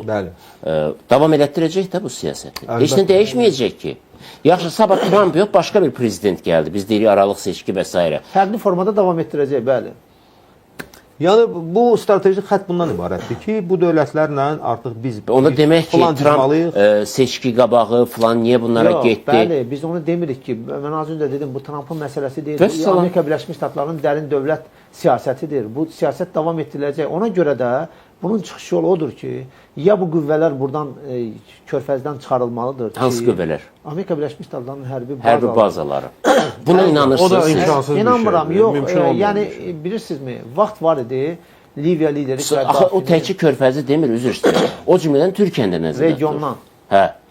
Vaxt var idi, Liviyada Qəddafinin, İraqda Saddam Hüseynin, Suriyada Bəşər Əsədin, Hüsnü Mübarəkin, hansı ki qərbin adamı idi, onların getməsinə kim inanırdı? Heç kim inanmırdı. Amma günlərin birində bütün bunlar hamısı reallaşdı. Mən demirəm, o eyni məntiqdir. Eyni məntiq olmasa... Yəni bunlar da gedəcək. İranda da rejimin nə vaxtsa, indiki mərhələdə olmasa, indiki reallıqlar daxilində olmasa, nə vaxtsa getməsi ehtimalı olan heç mümkünsüz bir şey yoxdur. Yox, Sadəcə burada bir şey də var. Xəyal müəllim, gəlin biz 10 il, 15 il əvvəlki bizim öz dövrümüzü yada salaq da. Sizin əgər xatırınızda varsa, keçmiş Amerika Birləşmiş Ştatlarının dövlət katibi Kondoleza Rice açıq-aşkar demişdi ki, onun üçün unutmaq olar. Yeni dövlətlərdə, xüsusilə postsovet məmləkətlərində tez-tez hakimiyyət dəyişikliklərini gündəmə gətirməliyik. O rəngli inqilablar başlayanda onların desantı Azərbaycana da gəldi, çıxdı. Biz də onunla üz olduq. Və axı niyə görə siz qoymursunuz ki, xalqlar öz seçimi ilə hərəkət eləsinlər? Bu sizə nəyə görə lazımdır? Bəllidir nəyə görə lazımdır. Çünki baxın, Ukraynada nə qədər bunlar eksperiment keçirdilər. Neçədən də bunlarda inqilab oldu, dalğalar gəldi, sonra nə bilim Yushchenko gəldi, nə bilim Yanukoviç gəldi. O həmişə o çaxnaşmalar ərzində kimlər qalırdı zərbə altında? İnsanlar, xalq. Aydındır, elə indi də insanlar, onsuz da hər iki tərəfdə də. Onlar artıq bizim üçün bir modanı biçirlər ki, bəli, bu ölkədə belə olmalıdır, bu ölkədə belə. Axı, xalqlar da öz istəklərini, niyyətlərini həyata keçirmək istəyirlər də. Yəni, institutlar var və s. Yaxın günlərdə nə gözləyək? Bax, yaxın 3 gündə, çünki deyilənə görə İranın hərbi ehtiyatları əsasən də raket arsenalı azalmaqdadır və sözsüz ki, cavabları az olacaqdır. Amerika isə artıq hədəf tapmır ki, vursun. Hətta boşluqdan gedibdir, yəni təxminən mən dedim bunu, ali dini rəhbərin heç vaxt göyə qalxmayan təyyarəsini vurubdur. Yəni, çünki biz bilmirik haradadır ali dini rəhbər. Yani şimdi tabii son bir hesaplaşma olabilir. Yani hani bu artık işte İran'da Amerika arasında işte hatta dedi ya Hark Adası'nı dedi öyle eğlencesine de vurabiliriz dedi. Dedi, eğlenceyle vurabilirim Hark Adası'nı. Hark Adası'nı. Şimdi dolayısıyla burada aslında çok bir şey kalmıyor ama yani burada savaşın bitmesi aslında ben şu noktaya da hani temas etmek istiyorum. Yani Türkiye Azerbaycan için de çok önem taşıyor. Biliyorsunuz en son şöyle bir tartışma başladı. Bu benim çok canımı sıktı birkaç gündür olabilecek şeyler arasında. O da nedir? Tebriz ve Urumiye'de özellikle bu PKK, YPG teröristleri ve biliyorsunuz aynı zamanda bu İran kaynaklı PEJAK, PAK ve Komollo diye geçen komünist, marjinal, maksimalist yapılar arasında bir birlikteliğin bu coğrafyaya doğru ciddi bir şekilde kaydığı ve 1946'da kurulan o Mahabat Devleti'nin o dönemki Azerbaycan hükümetiyle yaptığı anlaşma çerçevesinde bir yeri tekrar ele geçirme çabası içerisinde olduğu ve bunun da farklı güçler tarafından desteklendiği gibi bir durum yaratılıyor. Bu beni çok üzen bir şey. Çünkü eğer böyle bir şey olursa hem Türkiye'yi hem de Azerbaycan'ı doğrudan bir kara savaşın içerisine sokabilecek ya da memnuniyetsizlik yaratabilecek bir durumdur. Yani ben buna karşı son derece uyanık olmamız, müteyakkız olmamız gerektiğini düşünüyorum. Yani böyle bir provokasyon, hani en son biliyorsunuz işte Trump söyledi, yani biz artık hani Kürt kartını oynamayacağız, Kürtlerin de hareketlenmesini rejime karşı beklemiyoruz demişti ama el altından bu faaliyetlerin yürüdüğü anlaşılıyor. Ben buna farklı kaynaklardan ulaştım. Böyle bir tehdit de söz konusu olabilir. İşte onun için yani bu tip semptomların ya da sendromların doğmaması için aslında hani bu savaşın bir an önce bitmesi lazım. Çünkü yani bir anlamda biliyorsunuz işte bir körfeze yansıyan boyutu var bu savaşın ve bir yani bu bir şekilde kalıcı bir nitelik taşırsa bir işte Fars, Arap ya da Sünni Şii çatışmasına doğru gidebilecek bir süreci de başlatabilmesi bekleniyor. Yani dolayısıyla burada Körfez'in bir şekilde gönlünün alınması lazım. Yani çünkü Amerika'ya özellikle itimatları kalmadı ve onun yani işte telkinlerine yönelik hiçbir karşılık bulmayacak bir durum var. Körfez ülkelerinde bunu bir şekilde yöne koymak lazım. Tabii bir de burada yani İran'ın talepleri var. Demin gündeme gelmişti. Bunun üzerinde durmak istiyorum. Bunlardan bir tanesi belki en önemlisi İran teminat istiyor Amerika'dan. Yani diyor ki bir anlaşma olacaksa bundan sonra İsrail'in ya da senin saldırmayacağına dair bana bir yazılı bağlayıcı teminat ver diyor. İkincisi diyor savaş tazminatını ödesen onlarca milyar dolarlık işte Tahran'dan Şiraz'a, İsfahan'dan Kaşan'a kadar çok büyük bir tahribat oluşturdun. İşte insani yeraltı kaynaklarına, insani kaynakları vurdun, altyapı tesislerini vurdun, rafinerileri vurdun, Hark Adası'na zarar verdin. Bunları karşıla. Öbür taraftan diyor benim işte ne bileyim hani o vekil güçlerle olan ilişkime, nükleer müzakerelerime ya da işte balistik füzelerime falan da karışma. Ben sadece orada işte nükleer müzakere konusunda kaldığımız yerden, Haziran Savaşı'ndan sonra nerede kaldıysak o müzakereleri yapmaya hazırım. Onun dışında hiçbir yere kaçamazsın diyor.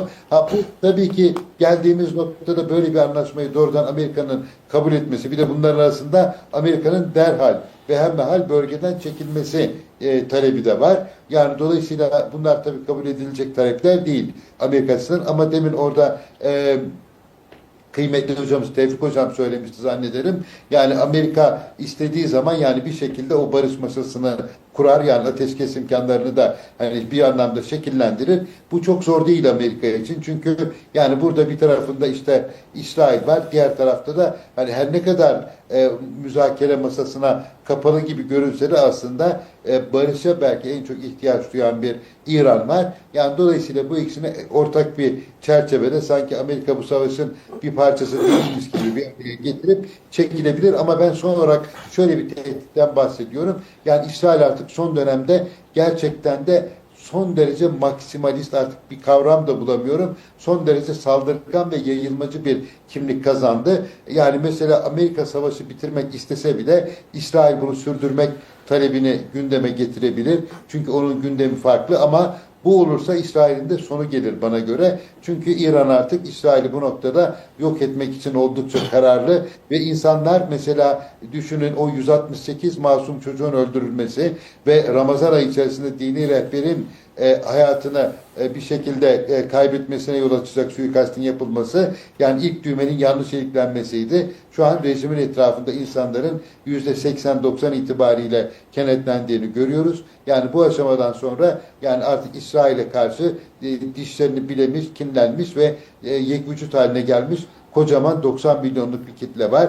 Yani dolayısıyla İsrail eğer tek başına Amerikan desteği olmadan ya da sahnede Amerika bulunmadan bu savaşı sürdürme çabası içerisine girerse hayatının en büyük hatasını yapmış olur diye düşünüyorum. Bir de son olarak gene Netanyahu'nun da hayatta olmama ihtimalinin an itibariyle büyük olduğunu söyleyebilirim. Çünkü özellikle uluslararası bir takım ajanslardan gelen bilgiler, mesela baktığımız zaman Ben Gurion'a hava aracı inmesi gerekirken uçağın mesela inmeyip Almanya'ya gitmesi, işte ondan sonra Witkoff'la biliyorsunuz Jared Kushner görüşmesinin iptal edilmesi ve en son biliyorsunuz gene güvenlik kabinesine yani hayatında ilk defa Netanyahu'nun katılmaması.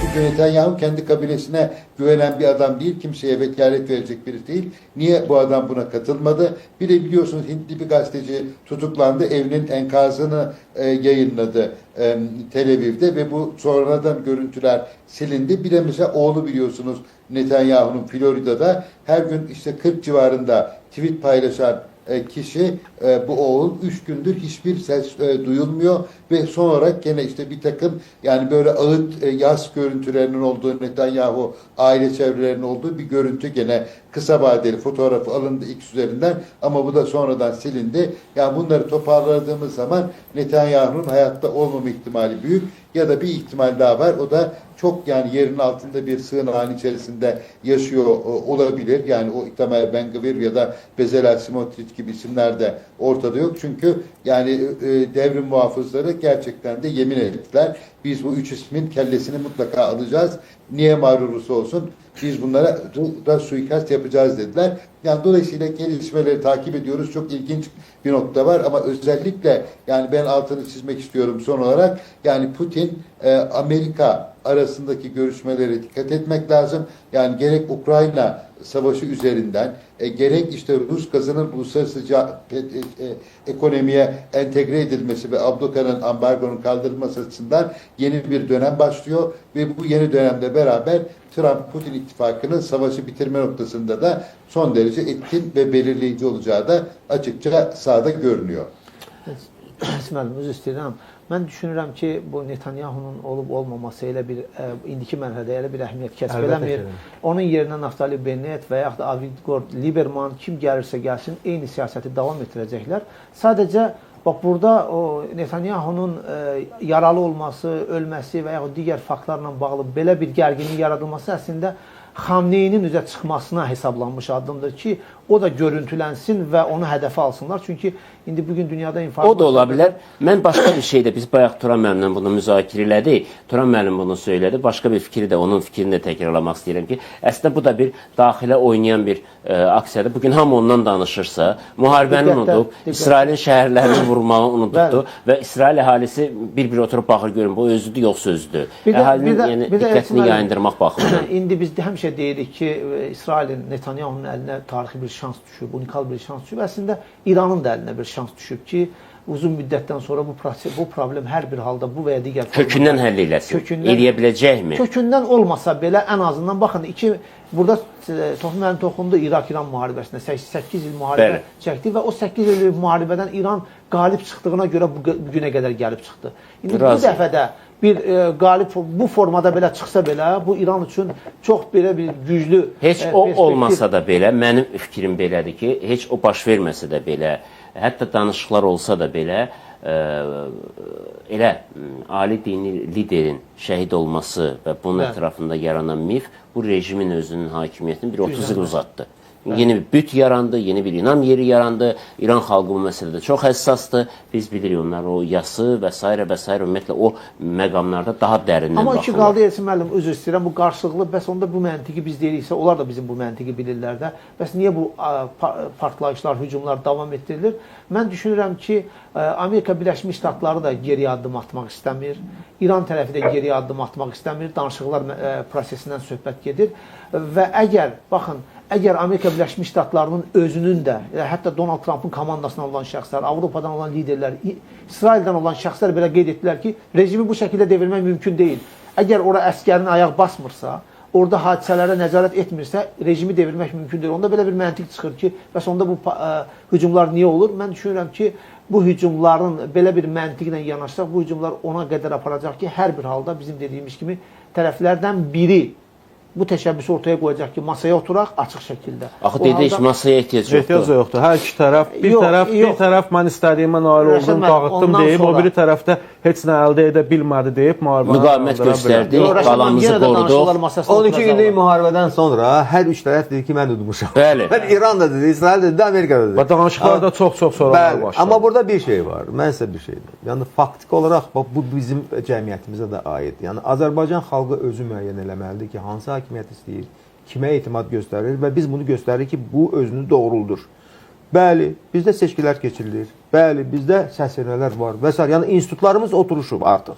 İran xalqını Sasani dövründən sonra idarə edən iki institut var idi. Biri İslam institutu, bir də Şah institutu. 79-cu ildə Şahlıq institutuna xitam verildi. Son. İndi qalıb bir dənə İslam institutu. İndi bu sistem çərçivəsində, onun daxilində nəzərə alsaq ki, İran xalqı kifayət qədər savadlı xalqdır, bunu hətta onun bədxahları demək etiraf edirlər. Yəni cavanlar xüsusən də əksəriyyət təşkil edir. Savadlı insanlar çoxdur. Onlar özləri həll eləməlidirlər ki, bunlar hansı sistemə keçməlidirlər. Bu kiminsə təkidi ilə, müdaxiləsi ilə olmayacaq. Yəni İran xalqının bu gün demək istəyi budur ki, siz bizim daxili işimizə qarışmayın. Biz sizə bunu imkanı verməyəcəyik. Aydındır. O cümlədən də bu bizə də lazım olan bir təcrübədir ki, bizim də daxili işlərimizə qarışmayın. Aydındır. Mən təşəkkür edirəm hər birinizə. Çox sağ olun, vaxt ayırdınız, gəldiniz. Biz müzakirələrimizi bu günlərdə davam elətdirəcəyik. Bir xəbər də gəldi. Peskova bu sual verilibdir ki, Xamneyi Moskvada müalicə alması ilə bağlı iddialara cavabı. O isə deyib ki, biz bu cür xəbərlərə şərh vermirik. Aydındır, bu şərh vermirik deməkdə hər iki tərəf üçün də bir boş yer saxlayır. Bu da Rusiyanın ənənəvi diplomatiyasının və siyasətinin məntiqi nəticəsidir. Bizim üçün isə görünən və arzulanan da budur ki, əlbəttə regionda sülh olsun, məsələlər atəşkəsə, ən azı danışıqlara hələ qoyuran bir atəş dayansın. Çünki minlərlə insanın həyatı təhlükədədir, o cümlədən orada yaşayan soydaşlarımızın da və bu məsələ bizi ağrıdır. Baku TV olaraq da biz sizə hər gün hadisələrin ən dəqiqini və vacibini çatdırırıq. Bizi izləyin, müzakirələrimiz də davam edəcəkdir. Görüşərik.